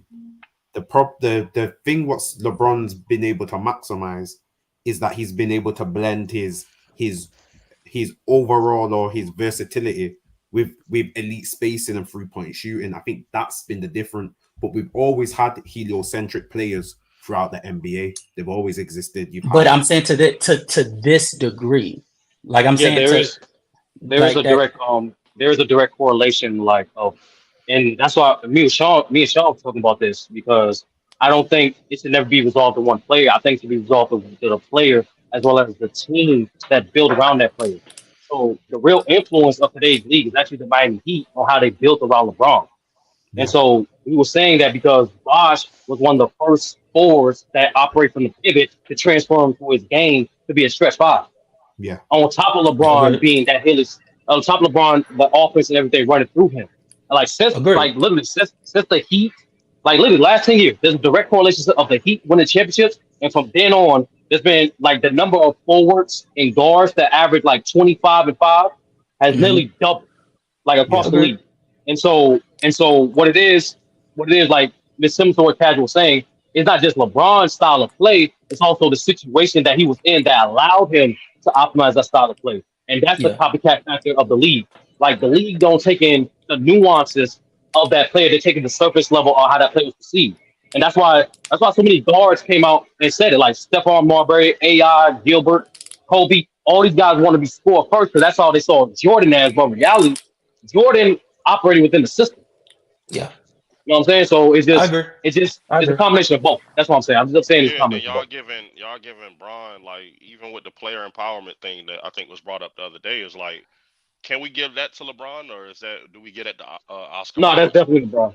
That's definitely LeBron. No, that's what hold on. But no, it's really Oscar Robertson. It's Oscar Robertson. Hold on. Let me just say this. Okay. So when I talk about Oscar Robertson, then we gotta go back and his fight with the NBA, right? Okay. And I think where Oscar Robertson eliminated the what does it say here? Option or reserve clause in the NBA's uniform player contract, which bound a player to one team for life at the team's option, and was the first step towards unrestricted free agency in the NBA. So if we're talking about player empowerment, what's more empowering than allowing a player to choose where he plays at? And Oscar Robertson did that before LeBron. I know y'all want to give LeBron credit, and a lot of people want to give him blame for the player empowerment, but it wasn't LeBron. But shout I out to LeBron. mean, wait. Is that directed towards what me and Sturdy was talking about, or is that like to like No, a I'm just different saying. angle? No. I'm just saying. Period. Because it was made that because we're still talking about a conversation that happened Saturday on the crossover, and I'm just saying that argument was made up there. And Oh, okay. I want to give like insight to Oscar Robertson, he needs a little bit more credit than what he's been given. Oh yeah. Oscar For sure. Robertson. No. What me and Sturdy, correct me if I'm wrong on your stance, but what I believe is when it came to Oscar Robertson, even though Oscar Robertson was an anomaly, and much like the LeBrons, the Russell Westbrooks, he was like far ahead of his time as far as what he provided on like a multitude of different categories, as far as rebounding, being the primary playmaker while also being your primary scorer. Like those things were like rare at that time. But would you say that you would prefer an Oscar Robertson led like team over, let's say at that time, a Bill Russell led team with his defense, his rebounding, his playmaking, being able to push the pace? Like, would you say that you would prefer that over the impact that he was providing? Would you say that you prefer that over Wilt with his defense, his rebounding, his scoring ability? Would you say that you would much rather that? Or even like I would say that like outside of like about 3 or 4 people, like there was like very seldomly there were very seldom reasons for you to ask for Oscar Robertson over someone else. Whereas we live in an area now where outside of Joel Embiid and Jokic and Anthony Davis, probably every other position, every other like category, I mean, every other player you would not take over Shai Gilgeous-Alexander, Luka Doncic, and Giannis. I'm sorry, shout out Giannis, my Bucks team. You would not take over a Shai. You would not take over a Luka Doncic. You wouldn't take over a Stephen Curry. You wouldn't take over LeBron James still. You wouldn't take over Jason Tatum. So like, even with like those do it all like players that we could mention before LeBron, it wasn't in an era that would provide reason for you to take them over a big. Oh yeah, because you're still gonna take a big back in the day, right? Like, yes. You're still gonna take that dominant big over. I don't think that change that change you've correlated, that's not due down to, how can I say, a player per se. That's down to the rule changes. The rule changes have allowed now the guards to have more of an impact to the game. I believe it was Shaquille O'Neal was talking about on one of his podcasts, and he always says it. He's the last big. He's the last big because during his era, that's when the rule changes actually were implemented, and then it moved to a more perimeter game, which allowed the players that you just mentioned to have more of an impact on the game. So Agreed. I think that part's down to really a lot of. I think it alludes to what Sturdy was saying. I personally believe a lot of the influences what have been had on the league, it's not really down to a player per se. It's not. The leagues use the face to push it, but really the league's been the unseen hand making these changes all along. Agreed. The teams that have been organized around those, those specific players with those skill sets all played the biggest hand in all of this happening. What I'm saying is just when it comes to LeBron did it at a level that like even Oscar Robertson wasn't able to do because the rules allow him to, and the team constructed on, especially like post 2010, have been allowed to maximize who he is as a player with his rebounding, facilitating, and scoring. That's what I'm saying. And Odo, I'm gonna let Sean go. I'm gonna let Sean go. But hey, like I said, shout out to the new subscribers. Dooley, what is it? Dulio Sarariva.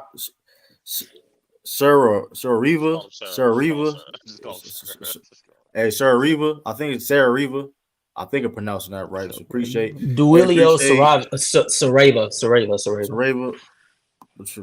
Shout out to Molly, bro. I'm just keep it simple. Shout out to Molly. Shout out to Molly.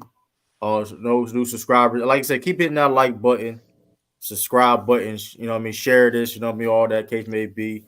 What are you about to say, Sean? Well, I just wanted to just say two quick things. One, people talk about the Oscar Robertson rule, and that was a big part of free agency.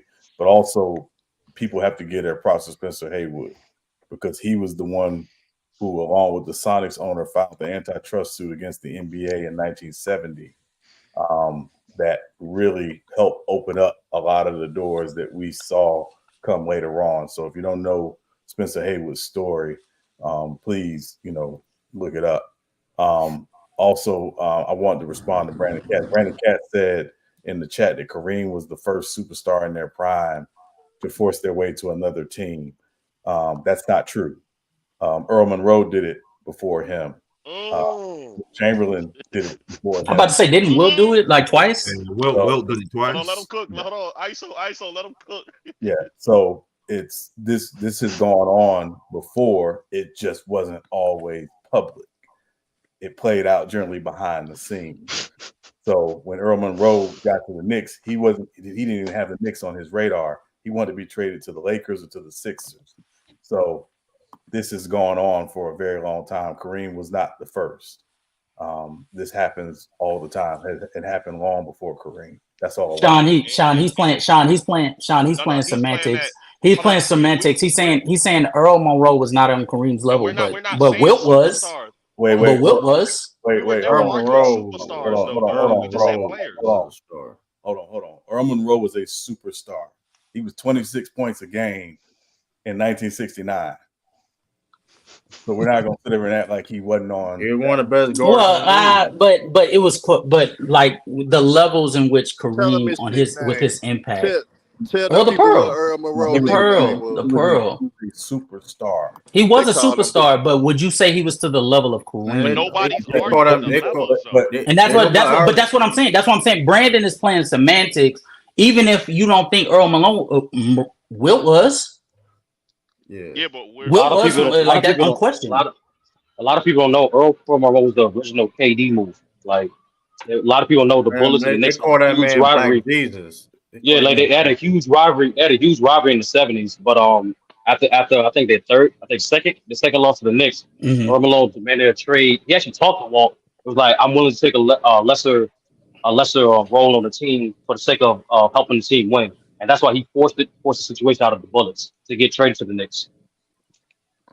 Yeah, and then but Brandon is talking about we never made the argument of or a superstar, anything like that. We're just saying the player empowerment, and we're saying a player that maybe push for player empowerment. It doesn't have to be on the level of someone else. You're playing semantics right there, like so. That's why. I do. Hold on, I do want to talk. Hey, RP to Josh Maverick.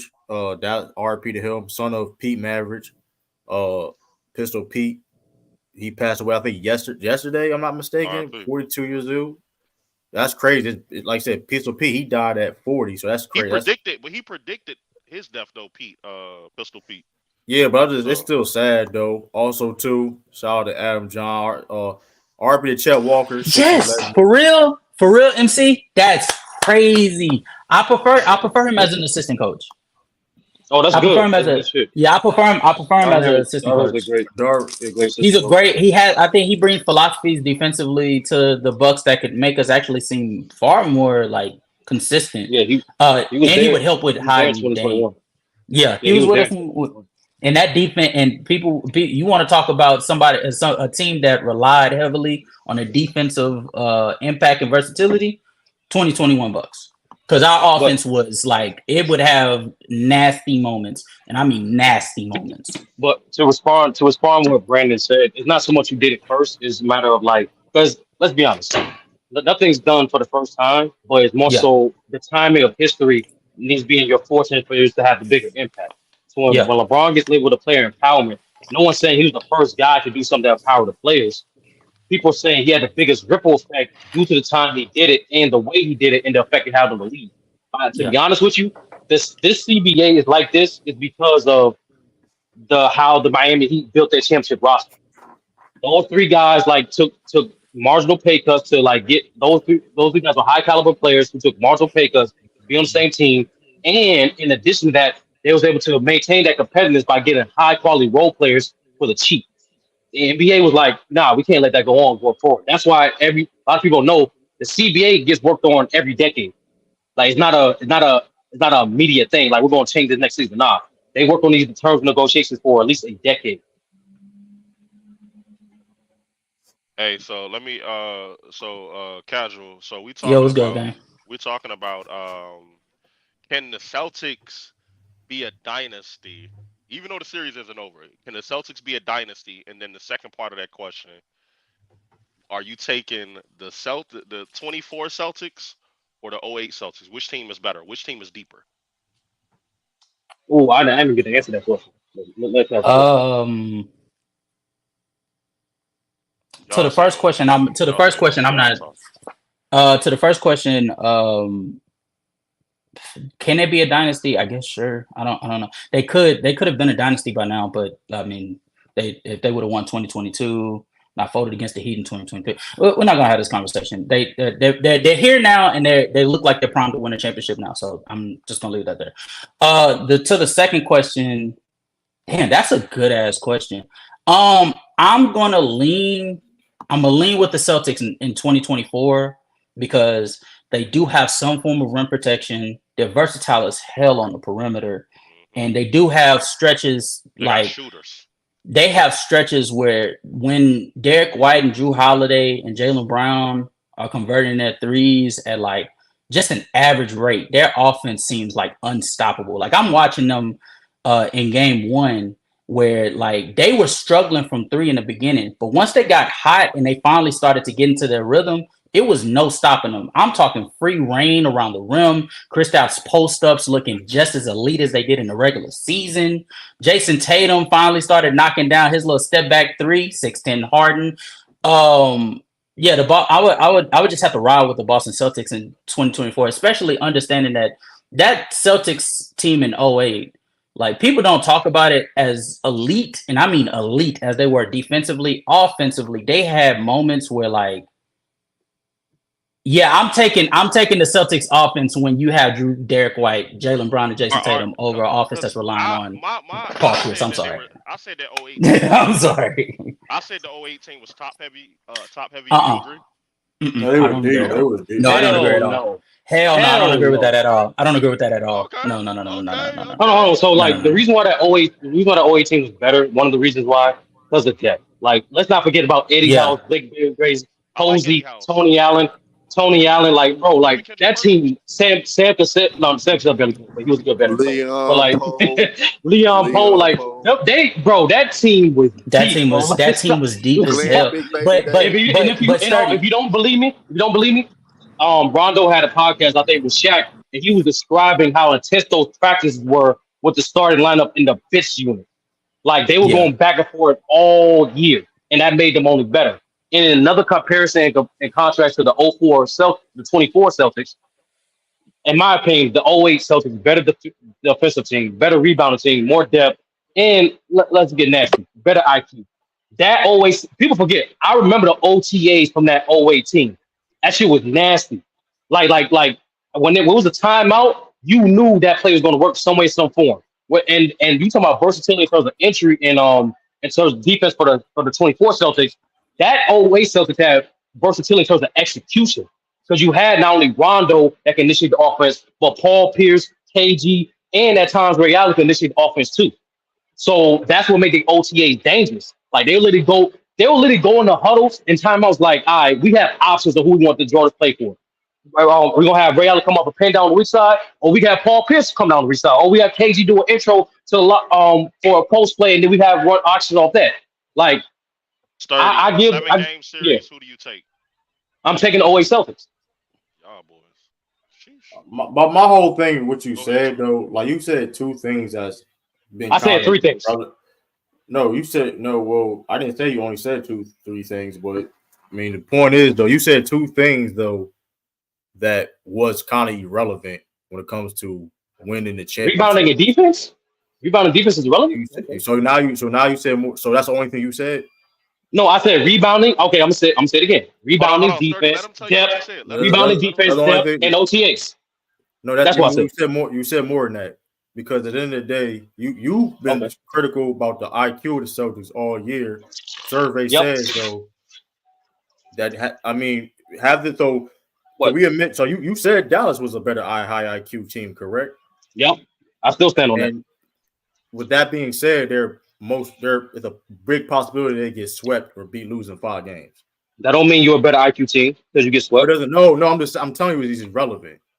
That's what I'm like. You could be better at something, and it doesn't really matter. And still lose. Like that's why I didn't mention one thing they were better in. I named like nearly 4 or 5 things. There's other thing too. Like when it comes to defense, and then initiating the offense. First of all, you have multiple people on the Celtics that initiate the offense. For one, I didn't say they didn't. I'm just saying you made it seem like it wasn't. Although too, I was explaining more in depth how that OTAs was deadly. That's what I meant by the initiation of offense. Also too, there's 2 about each other with a bad shooting team. I wouldn't say that go that far, but also too, I mean, the Celtics. Listen, the one thing, that 08 team was deeper per se. But that being said, too, people have been critical of the Celtics' depth all season long. With that being said, look where they at, and look how many. I mean, that's my point of being that's irrelevant when it comes to who's a better team. When you wait.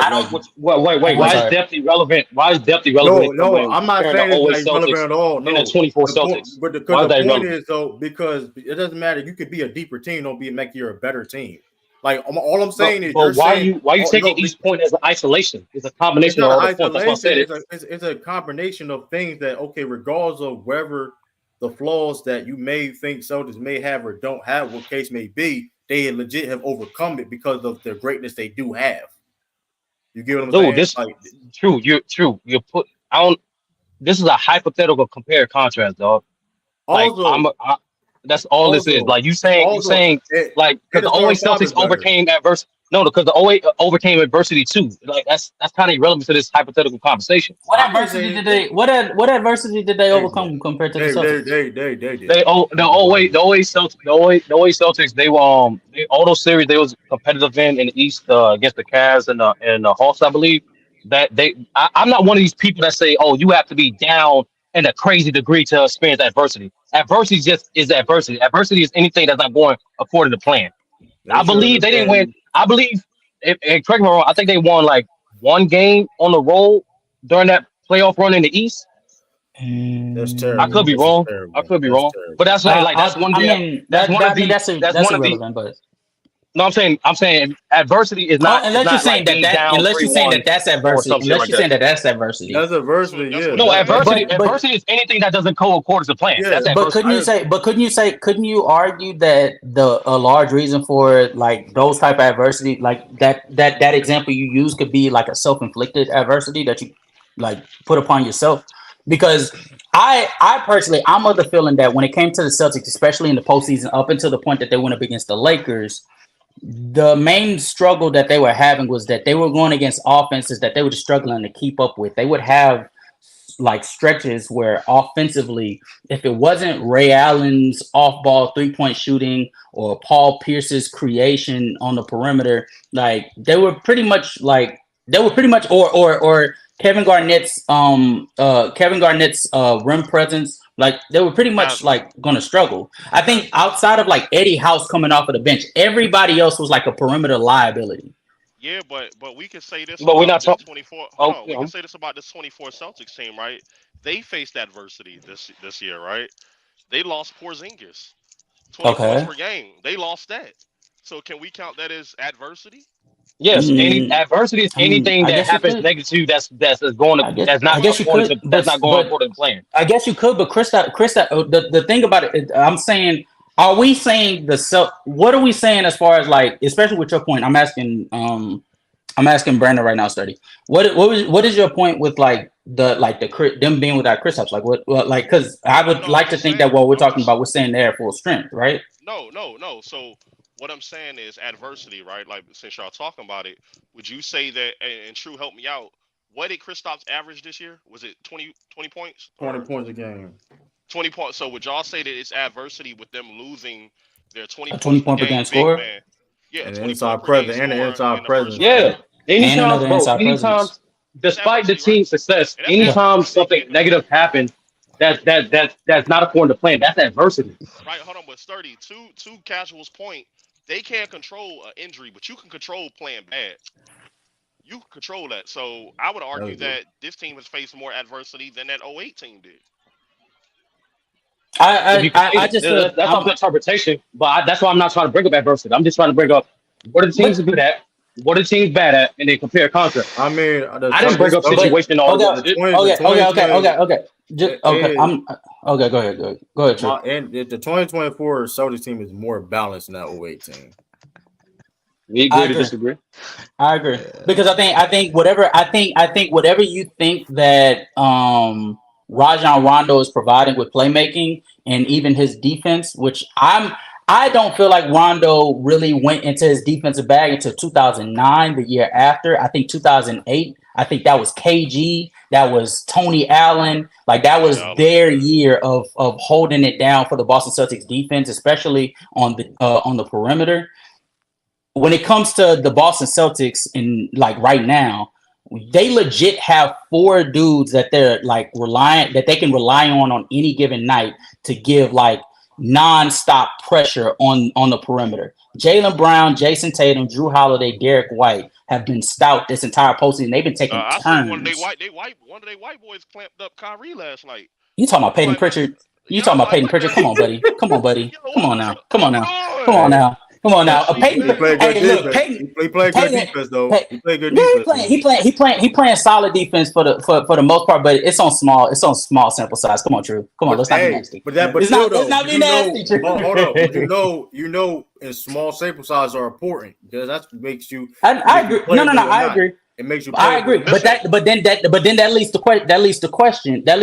For as deep as the Celtics in 08 are, which I acknowledge, 30. Yeah. Absolutely. But how big of a margin are they gonna make on the defensive end when they come in, compared to what the Boston Celtics starting lineup offensively is producing from the get-go? Like I'm talking, they legit have 5 players that are floor spacers and versatile defenders. No, well, I'm saying 5. I'm saying 5 in the starting lineup. Yeah, the entire 5 are versatile scorers while also giving you like a net positive defensively. Whereas an argument can be made outside of playmaking, especially around that time. Rondo wasn't giving you much. Ray Allen wasn't the same player that he was in Seattle. He was mainly benefiting off of off-ball play, and actually, the Celtics this season has proven that they're actually one of the better off-ball defensive units. We're still trying to find out who we can target on their defense. We still haven't cracked that. We're like that. Find out, the weak link. They switching, and the guy Kendrick Perkins gonna be on versus the Celtics, who argument can be made, even though versus the Boston Celtics, who, even though I acknowledge Kevin Garnett was in his defensive bag that year, argument can be made that Jaylen Brown this postseason has proven that he is fully willing to take advantage of any mismatch that he can create. You see what he's doing against Luka, and then when he sees Kyrie Irving, and then when he saw Kyrie on him, what did he do? He immediately went into the post, and that's a player that, especially at that time, was bigger than Rondo, who's 6'1", and he hadn't even grown to his NBA body yet because that was like his second year. So Jaylen Brown is taking advantage of that on like a multiple amount of occasions. Let me ask y'all really quick, because we always had conversations about Jason Tatum being in the top 10. There's a conversation, right? People that want to put him in the top 10. If the Celtics pulls this off, if Jaylen Brown ends up winning the MVP, do we start to have a conversation about Jaylen Brown potentially being in that top 10? Hell no. Heavens no. He's not. Heavens no. But I will say this: he ain't gonna be in the top 15 either. True, stop. Hold up. Honorable mentions. It won't be no honorable mentions. Hold up. Him being in the conversation of top 15, that's definitely possible. The running. Hell no. How okay, though? Hold on. Because the top 15 features an Anthony Edwards. Because unlike ESPN, we're not going to just boost up players because of the team winning. That's not what I'm. That's literally what Rick Brandon just said. If the team Hold on, wins, 30, and he gets Finals MVP. 30, chill. Go ahead. So we're going to ignore, forget about the wins and losses. We're talking about the play on the court. We can't deny this man what he's been doing all year. The fact that he was, let's be honest, he was in the All-NBA third team last year. We all felt though we did an episode, we got snubbed this year, and mind you, he uplifted his play in the playoffs. All I said was top 15 conversation. That's all I said. I said top 15 conversation. That's all I said. There is no conversation because there's bare minimum 15 niggas better than him. No question. It's 20 niggas. It's really not no question though. It's really not a lot of players. Zero question. It's really not. It's really not. Let Sean get in there. Go ahead, Sean.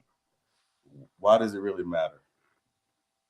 Who's he? I think he's asking at the start. Yeah, about the top conversation. Why does it really matter? So why does it really matter? What? No, I think that's Brandon's question. No, Brandon okay. posed that question. Sean, Sean, to that, right? To me, it matters because when we're talking about status of players, right? Like y'all know, this is barbershop talk, right? So when we are starting to talk about top 10s, top 15s, top 25s, I'm looking at what I'm seeing with my eyes of the play of Jaylen Brown, and I'm gonna be honest with you. This is the most that I've really gotten to see him just really in his mode, right? And I'm asking, is he, with his play on the defensive end, the offensive end, is he somebody that we can, that deserves to be in that honorable mentions of a top 10, right? Which means the top 15. And if y'all... No. The reason why no... Let Sean, go ahead, Sean. No, the reason why I asked Brandon, I understand the barbershop nature of the conversation. But the problem is it's incredibly subjective, right? There's no way to truly say, yeah, and that's what I'm saying. So, like, I'm not sure it really matters. At the end of the day, I think everybody who watches basketball, regardless of who you're a fan of, understands the value of Jaylen Brown, particularly on that Boston Celtics team. Because I think about the 1 year he was not there in the playoffs, what happened to them in the playoffs. Sorry, Tru. We know what happened in 2021. It was not good. They were missing him badly. So his value, I think, besides the fact that the growth of his game and the fact that the only area where I think, again, there's a major gap, and I say major gap between him and Tatum is the playmaking. But even then, he's not a terrible playmaker. He's just not the playmaker at the same level of Tatum. Hold on, he's gotten better. He's gotten better is my point. He's gotten better. He's gotten better. Is he ever gonna be an 8 or 9 assist a game? God, no. But he's gotten better. But is he? But Sean, let me ask you. Sturdy. On a scale of 1 to 10, what you ranking Jaylen Brown's playmaking? Don't put me in this. Brandon's trying to have a respectable. He's trying to have a respectable conversation with Sean. He's trying to have a respectable conversation with Sean. Let that man continue his respectable conversation. I ain't trying to do this, man. It's Monday. Did you see that bull? Yo, Kaz was trying to make me do nasty stuff. Yeah, but I ain't trying to do that. The point is this though. Like it or not, I warned y'all. Like it or not, you will have to respect it. I warned y'all. At the end of the day, it won't listen. When it's all said and done, everybody gonna have to show respect. Everybody got to show the love. Well, you can show respect. You can show respect while also not overrating. You can show respect. It's not overrated. It's not disrespect. It's not disrespect. It's not disrespectful. You say a player is not top 15. That's not disrespectful. Yeah, because the point is though, y'all, because a lot of people, including you, Sturdy, said that you didn't think he could be on this level. So don't simply move. Hold on. Why don't you go to your last stream and actually play what the hell I said? I don't care. I don't care what you said last stream. I'm talking about period. You had no choice. The point is this. On your stream. Wrong. Now we're gonna move on your stream. No, on your stream. Multiple times. I acknowledge how great, how good Jaylen Brown is, and I keep saying this shit over and over. And you can show respect. The problem is the comparisons. People don't know how to tell how great a player is without comparison, because when they do the comparison, you get stuff like this. I understand rebranding. I understand rebranding and True's. I understand rebranding and True's idea and premise. we've seen Jaylen Brown go from an 80 to an 89 overall. But just because he grew from that, don't make him in the 90-95. Hold on. So Yeah, it's being. I want to, and I want to give. I'm Yeah, gonna land it here. Rebrand it. I'm gonna land it right here. Because being ranked amongst your peers isn't just about how well you play. It's in contrast to how your peers are playing too. And I want to give. Hold on, Brennan. I just want to say. I just want to say something. Look, AE got hold up. AE got cooked by Kyrie last round, and you see what Jaylen Brown doing to Kyrie this round. Right. And AE's still better than Jaylen Brown. And Anthony Edwards is still better than Jaylen Brown. But either way, number one. This was a number two. This one showing out. This one not. So what you talking about?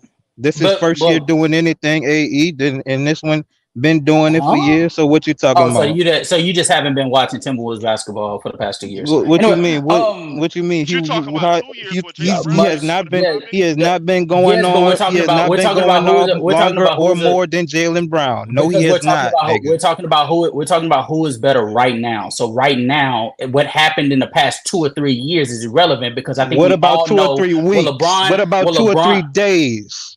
What about this entire regular season? What about this entire postseason? We just stick to the playoffs. We stick to both. Like we stick with both. He been playing better than Jaylen Brown even in the playoffs. That's what I'm saying. That's what I'm saying. What about the postseason? That's a lie. That's a lie. That's a lie. That man legit had name me a bad game. Hold on. Name me a bad game. Hold on. Sturdy. Did you see Sturdy? Did you see what Tru did? You saw what Tru did? Did you see that goalpost being moved? Hold on. Did you see that? Bad game. Okay, since you said Sturdy said that he played a better player than Jaylen Brown, which is an absolute lie. Name me a bad game. Like what we talking about? What are you saying? Like Anthony Edwards' first 2 games against us, he was the reason we won. Like why y'all lie? Y'all glazing Anthony Edwards for no reason. Y'all be glazing him for no reason. Bro, and this is how idiotic this whole conversation. You know what? I'm not entertaining this conversation. I'm not entertaining because we're gonna act like the team that's designed for Anthony Edwards doesn't not showcase his flaws under the right circumstances. There we go. Like, we're gonna act like Jaylen Brown isn't in the perfect. Are we acting like Jaylen Brown are in a situation to where his flaws can be masqueraded?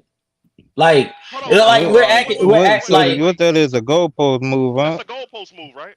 Yeah. How is that a goal? How is that a goalpost move? We're acknowledging. I don't know. When we get to these numbers, I don't know. It seems pretty. They don't look like they don't really seem like they don't. What numbers? The numbers for this goddamn play. The numbers for these playoffs, Tru. No, a matter of fact, fuck that. I'm gonna drop. No, it's in the link. It's in the back chat, nigga. I'm gonna give it to you right now, nigga. Show the world, nigga. Show the world, nigga. Show the world. When you comparing how them two play. No, it's Jaylen Brown. It's Jaylen Brown and it's Jaylen Brown and A's playoff stats for this fucking playoff run, nigga. Show the fucking world, nigga. All right. The Celtics because niggas are being no, because like what Casual said, but they said it's the goalpost move. If this nigga put up just enough, it's not better fucking production as the primary fucking focus of the defense. What the fuck does that tell you? Language. What you mean? That's why you know you're lying. That's why you're mad. That's why you're cussing mad. Because first of all, so you try to tell me your dude the second option averaging Jaylen Brown averaging 25 points per game at the second option and averaging 27 in the playoffs and shooting the high. He averaged 28, dummy. He averaged 28.77. He averaged 28. What are you talking about? How did you round down? What are you talking about? Tru. Get up, Tru. That still ain't enough. That still ain't enough. No. It's better than 25, 6, and 3. What about that defense, what the fuck you talking about? Hold on, time out. Oh, we acting like Anthony Edwards didn't play at an all defensive level this entire post. Okay, brother. He got cooked by the nigga that's cooking him. He got cooked by the nigga that Jaylen Brown is cooking.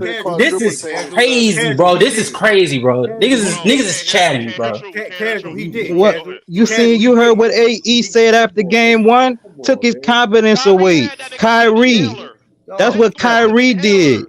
There's no way. What you talking about? Yeah, last night Kyrie can't get nowhere against Jaylen Brown. Big old wall on him. Talk about it. Come on, man. Like, stop this, bro. That's worth 3 points, nigga. And he a number 2 option. So what you? I mean, you could make the argument. What the fuck? I mean, goddamn. Hold on. This is crazy goalpost moving, bro. This is crazy because. But hold on. And it's you know what? Sturdy. You know what's crazy? You know what's crazy? The fact that they're trying to argue that Jaylen Brown, a player that was on a team that no, you're chatting. They're acting like a team that had Jaylen Brown on a team that was fully healthy for the most part, was without Kristaps Porzingis, but went up against the Miami Heat, went up against the Cleveland Cavaliers, went up against the Indiana Pacers, who didn't have their star player at least healthy, let alone on the court for most of those situations. They're comparing him. No, cool. They're cool. You can go right after me. You can go right after me, Tru. You can go right after me, Tru. But they're trying to compare him to Anthony Edwards, who's going up against much stiffer competition, healthy competition at that, while having a much heavier offensive load on himself, and he was still able to be more efficient, a better playmaker, while also playing on the same, if not a higher defensive level. You tell me what that sounds like. That sounds like BS. It wasn't on the same level defensively at all. Okay. I'm about to be nasty because you mentioned talent. Hold on. Now I'm about to be nasty because you mentioned talent. They don't confer. This doesn't apply to you, Casual. This applies to somebody, our co-host on the crossover. Okay. Cool. I ain't not Herm. Calm down, Herm. Calm down, Herm. Wait, calm down. I show. Calm down. I wasn't the one saying Rudy Gobert and Jaden McDaniels better than Jrue Holiday and Derek White. So clearly he has help. Oh, okay. Yeah, I know that ain't towards me. I know that ain't towards me. I know that ain't towards me. 30 on your team, your tag team partner said that. So what does he clearly has enough? I didn't say that shit. Stop lying, my nigga. I didn't say that. I said there was better defenders. Stop lying, my nigga. But he just said that. He just said that, didn't he? No, he said better players. He can't tell. Okay. I'm gonna let you. Okay, with that being said, 30. Okay, I'm gonna let you. No, Rebrandon. I'm not gonna lie and say you said something like you did. So, but who's defending the Mavs better? To be fair, the beef. That's a good point too. But no. It's not a good point because the Boston Celtics. True. What have we been talking about since before the NBA Finals even started? It might get him a chip. What have we been talking about since the? True. What have we been talking about? True. What have we been talking about since before the NBA Finals even started? Have we not been talking about how versatile, how stout and disciplined Okay. Compared to the Timberwolves, you have Jaden McDaniels, you have Anthony Edwards. I think Mike Conley is a solid defender at this stage of his career, but he's not. He doesn't have the size of Jrue Holiday or Derek White. So like, what are we saying here? The perimeter defense, what that they're providing is just different. Right, and I'm saying, listen, all I'm saying is Derek White on PEDs. Hey, you know they ball. Hey, you know Celtics are 4. Celtics are 4. Hey, prove it. Celtics at 4 PEDs is crazy. Prove it.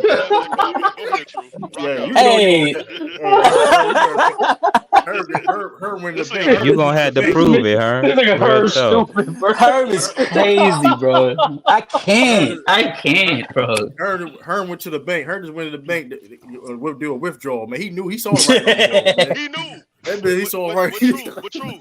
You hear how they moving the goalpost though? Because why, when we're talking about the success of Jaylen Brown, y'all bring up the success of his team. Oh, well, look at the team he has around him. All right, cool. So then when y'all and let me make this clear too, though. And let me. No, we branded. Okay. Hold on. No. I got him 30. I got him 30. 30. I got him. Hold on. I just want to say this. 30. I promise you. 30. I promise you. I'll say this and I'll tag you in.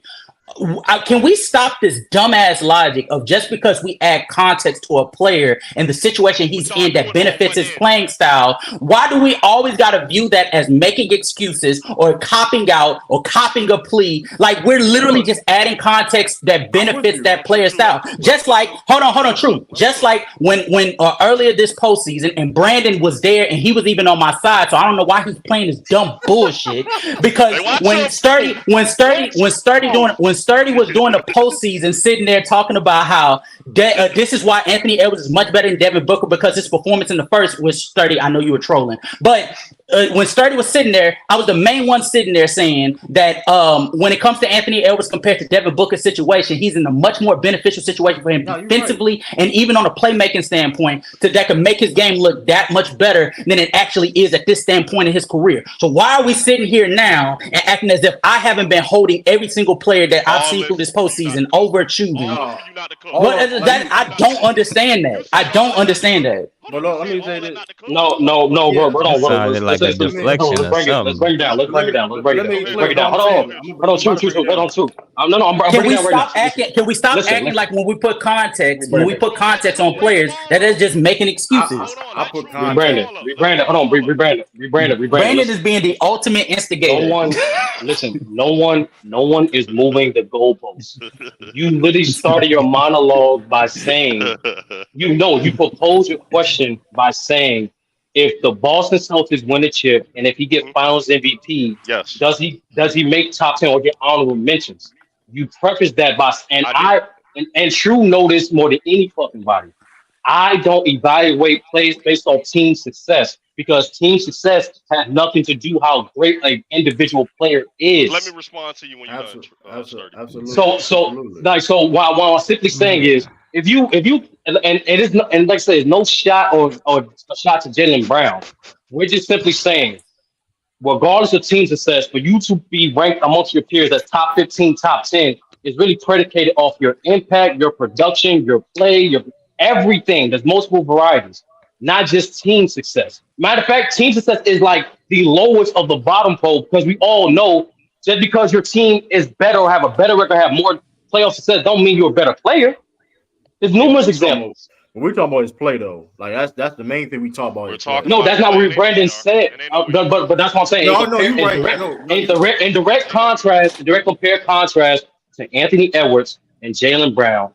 Anthony Edwards, from his play, he's a better scorer. He's just as good as a defender.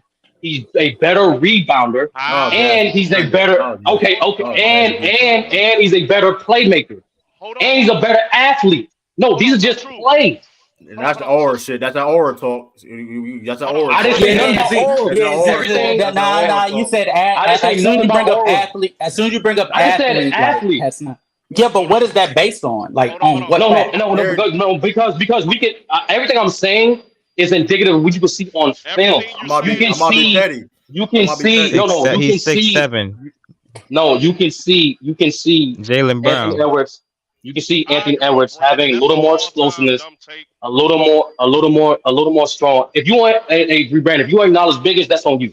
I spit on biggest. I don't acknowledge. So in relation to this, Brandon, you know you losing when you agreeing with Brandon Katz. I just want to finish it. That's what I'm trying. That's what I'm trying to, Brandon. So I'm finna mute this nigga, bro. That's what I'm trying to, Brandon. That's why I'm talking to in a calm, respectful manner. Remember? So calm don't mean you winning. I'm hyped. No, okay. Just so simply that. Based off Anthony Edwards' production impact in this game, he is better than Jaylen Brown. There's no knock against any player if you say another player is better. There's no knock. But sturdy. Listen. Go ahead, Tru. No. Bring the ball up. But my whole thing is, I didn't sit here and say he's in top 15 conversation. I didn't sit here and say that because for last time I checked, I think Edwards has definitely a higher ceiling. But when you said the athlete part, this is a problem. Last time I checked, stamina wasn't an issue for Jaylen Brown this postseason. Let's make that clear. I mean, that is a fact. I mean, we talking about athlete, right? Edwards did say he was tired. I mean, that is a fact. Like, he legit said he was tired. He was gasping for air. Needed a breathing machine and everything.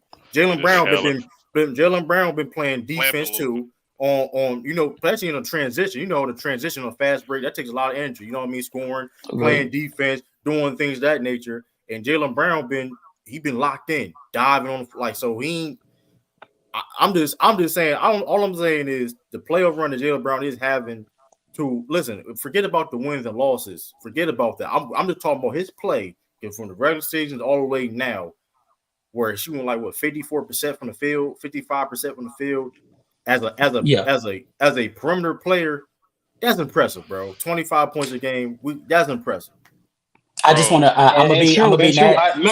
Remember, True. I told you, but I gotta reiterate this. That's how you know you won. I didn't. No one interrupted him. He was done. I just want to iterate. Brandon, you literally started off with your question and your take, brother. So I just want to iterate the truth. He hasn't got to rebuttal. On the crossover and on your platform, True. I acknowledge how great Jaylen Brown has been playing. I said this is the best version he's been in his career.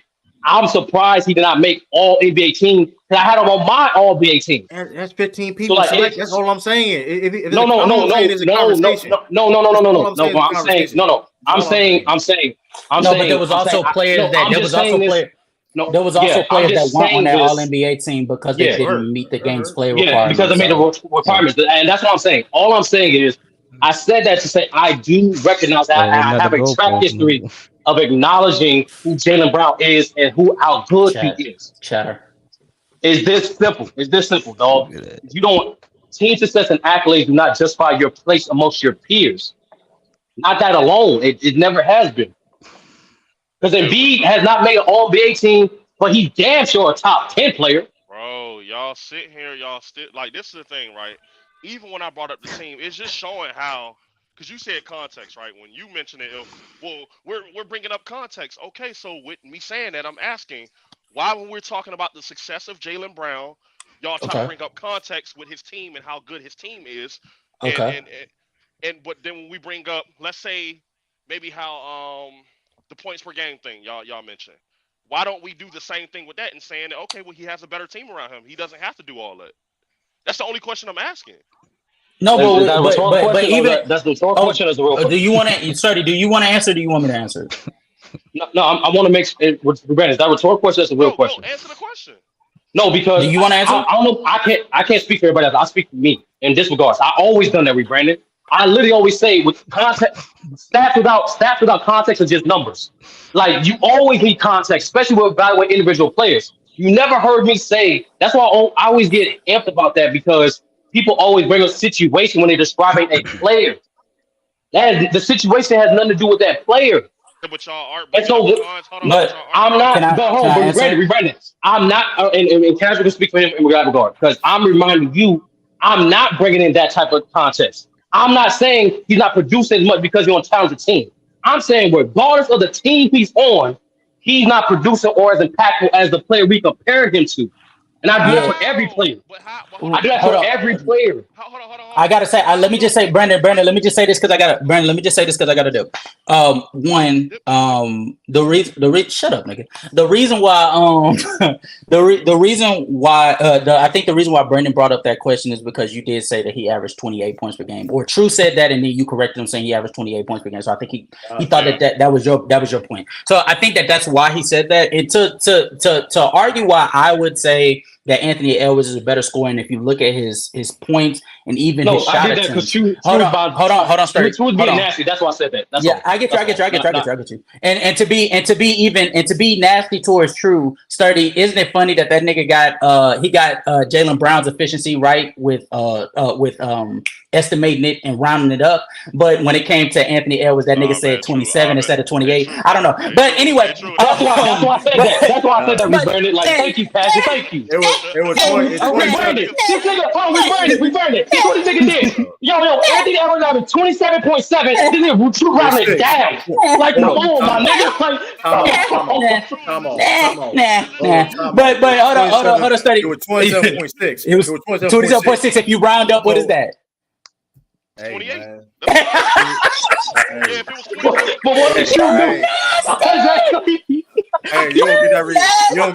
You don't get that round of respect. You're getting beat in 5 games in the Western Conference Finals. You don't get that round of respect. You don't get that round of respect. That's nasty. You don't get that round of respect. He could have. But no. So but I just want to and to be fair, I do think if Jaylen Brown got the shot attempts that Anthony Edwards was able to get, especially in the Western Conference Finals, I think that he could probably very well average 28. But it's the way that Anthony Edwards was averaging his 28. Even with the shots that he was taking, he was knocking them down at such an efficient rate. And it wasn't like he wasn't doing this in the regular season. We saw this improvement, especially post All-Star break, where he was able to shoot the mid-range at a much more efficient clip. He was able to shoot the 3 ball at a much more efficient clip. And granted, I do think that the efficiency that I saw from him this postseason, it's not who he truly is. I think he still has to develop, and especially with his playmaking, I don't think that is his actual, that's actually who he is as a playmaker. I do think that Mike Conley hit some of those deficiencies with him being there, and we saw the games that that Mike Conley either wasn't there due to him not being on the court, or because he was sitting on the bench, or him not being in the game at all because he was obviously out. I think that we saw who Anthony Edwards was as a true playmaker, especially being a primary ball handler. But that being said, though, the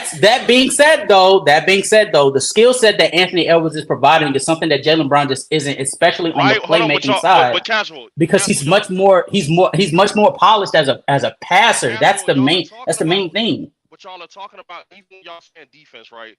We sat there and watched Jaylen Brown need an inhaler guarding Kyrie, where we're seeing. But could you not make the argument that the way that the style in which the defense that the Timberwolves are playing from round 1 on the Phoenix Suns all the way to the moment that they went up against the Dallas Mavericks was entirely different? They were guarding 94 feet on Kyrie. They were guarding the same way that they were guarding 94 feet on Jamal Murray, the same way that they were guarding 94 feet on Devin Booker. And do you think that it was dumb? I would tend to agree in some aspects, because I think that some of those series didn't even require you to do that. But that's Chris Finch's defense. Not all the time. Sometimes it's fine, but there was multiple instances where I didn't think that they needed to waste their energy on that. And so I think that Chris Finch probably deserves flack, but not Anthony Edwards. Anthony Edwards was guarding 94 feet for the majority of that postseason, just like Jaden McDaniels. Hold on, Anthony, and we're not going to act like, because y'all talk about impact, right? So let's talk about impact on the negative front. Anthony Edwards impacted his team in the first 2 games against us. He didn't show up. Y'all both him and Cat didn't show up. Him and Cat didn't show up. No. We're not gonna be disingenuous. Yeah, I was about to say, what? Who was the only one that got smoked though? But just because you're the only one, we're holding people to a standard because they. And y'all know he didn't. Karl Anthony Towns was literally talking about him getting traded. Yeah, talking about trading him. What? Cat got smoked. Cat got smoked. Hold on. We're chatting. Okay. When y'all sitting here saying that he's the number 1 option, he should get the most smoke if the niggas are losing. No, that's ESPN bullshit, bro. See that and see, no pun intended, Brandon. That's where you turn into a casual, because you start leaning on these ESPN narratives to carry you through. But just because niggas didn't get smoked don't mean they weren't to blame. Hold on, listen. Nobody was really giving Ant smoke. And if he's the number 1. That's fact. Niggas was. Hold on, oh my god. No. Okay. I'm not saying nobody wasn't. Hold on. We're not saying nobody wasn't. But let's be real. Let Jaylen Brown. It was somebody else. 2 games. It was. Let's be real. If it was Jason Tatum will receive entirely more slack. Casual. Giannis, yes. Jokic or Embiid. I agree. Let's be honest. But isn't media portrayal is not an indicator of how great media portrayal is not an indicator. And even still true. Could you not say that a lot of people were giving him slack the same way that they gave Jason Tatum slack when he underperformed at the end of postseason runs, because the excuse of, well, he'll be back and he'll be much better because he's young. That was over with. No. I'm not saying that that's still the narrative for Jason Tatum. Now I'm saying that it was before. Yeah, but the difference wasn't even like in the Miami Heat series in a bubble. They wasn't saying Tatum was a top 10 or top 5 player either, though. Yeah, and we're not saying that he's a top 10 or top 5 player. No, I'm not saying. Of course, I'm not saying y'all. Of course, but we heard a nasty conversation. We heard the ESPN. Yeah, but true. We keep talking about how. It wasn't just media. It wasn't just media. It was generally speaking. You had people saying Avery Edwards was a top 10 or top 5 player, bro. And those people have no business doing that. You're talking to me and casual. People have no business. I'm not going to answer for other dumbass niggas or bad media headlines. But I'm not doing that. We all have content. We all have channels. We all be on these panels, and listen. I don't hear what they be saying. Randomly people in the chat and act like. But I'm not going to hold you accountable for some. Y'all not hearing. We hear what you're saying, but I'm not holding you accountable. I hear what you. We just talking about the conversation. But what? Hold on.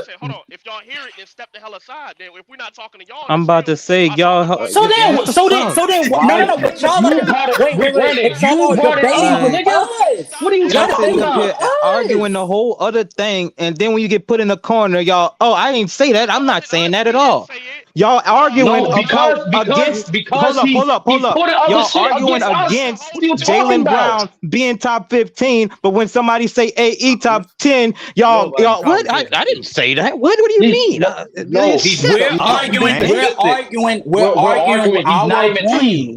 We're arguing our points. One, we're not arguing nobody else's point. So the fact that you're coming to an argument with us and you're bringing up outside opinions. That's for and then go against your argument. No, casual. Because hold on, because y'all sit here and just acknowledge that y'all heard what I was just saying was being said. So if y'all aren't the ones saying it, then step the hell aside. Stop acting like. So then, who are you talking to? Who are you talking to? You were talking to us. You were talking to us. I hate y'all. Y'all were talking. Y'all. Oh my God, Brandon. Bro. Like nigga, you're having a conversation with us and you're bringing up outside noises. Like that's dumb. That's a dumb way to talk basketball. You're saying the noise.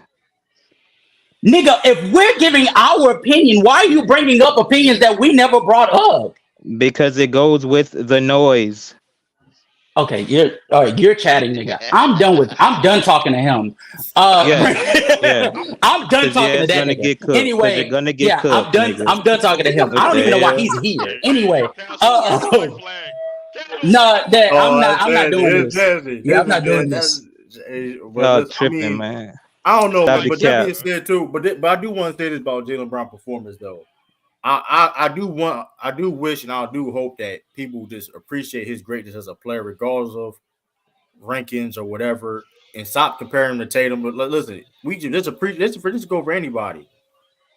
This go for anybody. Like Jaylen Brown is a great player, and Jaylen Brown been a good player for a long time, and people just gotta appreciate that, regardless of where he ranks at or whatever case may be. You know what I mean? I think that's the thing that hopefully we can it could change in the future. You know what I mean? Besides just, wherever he ranks at or who his rank on the team, it don't matter. As long as he's doing he shouldn't be compared to Tatum. Because he's his own player. Because the whack thing about that is though, the whack thing I say here's the bull. The whack thing about that is they only do that just like Tatum, which is corny. It's like, bro. It's corny. It's disingenuous because because that's funny. No, we ain't gonna do that. But the most because the majority of the year people was criticizing Jaylen Brown. He was overpaid and he got no left hand. But now just respect him as a player. The work he put in the league. You know what I mean? And listen, that's all it is. That's for anybody. That's for anybody. That's you know what I mean. That's for anybody, I agree.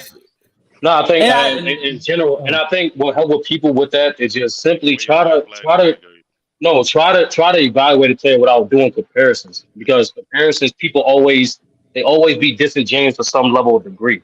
It's that simple. I don't think 99% of niggas can't do it.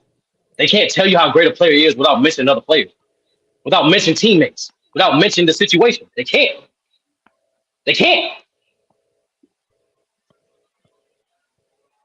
Brandon. Yeah. Yeah. Shout out I gotta. Yeah. Ollie. I got a piece out, True. Renegade cooking, y'all. Ardo. Yeah. I got a piece. Yeah. I got a piece out. Herm, you right. Renegade cooking. Yeah. You know, you absolutely right. Renegade. I don't even know this. It reminds me, Herm. It was Mommy Boca. I was getting cooked by my cousin. My cousin, he has autism, right? And I was like, man, this dude is Shout out to the autism boy. Shout out to the autism boy. I was losing so bad. I was losing so bad at 2K. Bro, I was astonished. I'm like, yo, bro, you need to go to the pros. You need to compete for money. Like that's how that is, bro. Like I think. That's amazing, bro. Yeah, hey, shout out to the autism boy. I'm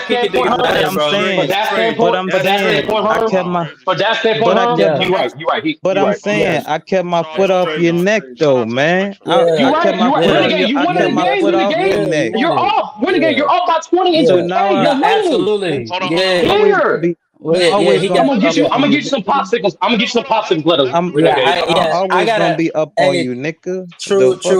You're right. True. I gotta head to work. I'll holler at you later. OG, you already know what it is. It's much love. Brandon, get out them strip clubs. Sturdy. I'ma holler at you later. I don't even know this nigga Renegade, but peace, salute. You gonna know when you get cooked. Peace H. I'm a blessing. Right.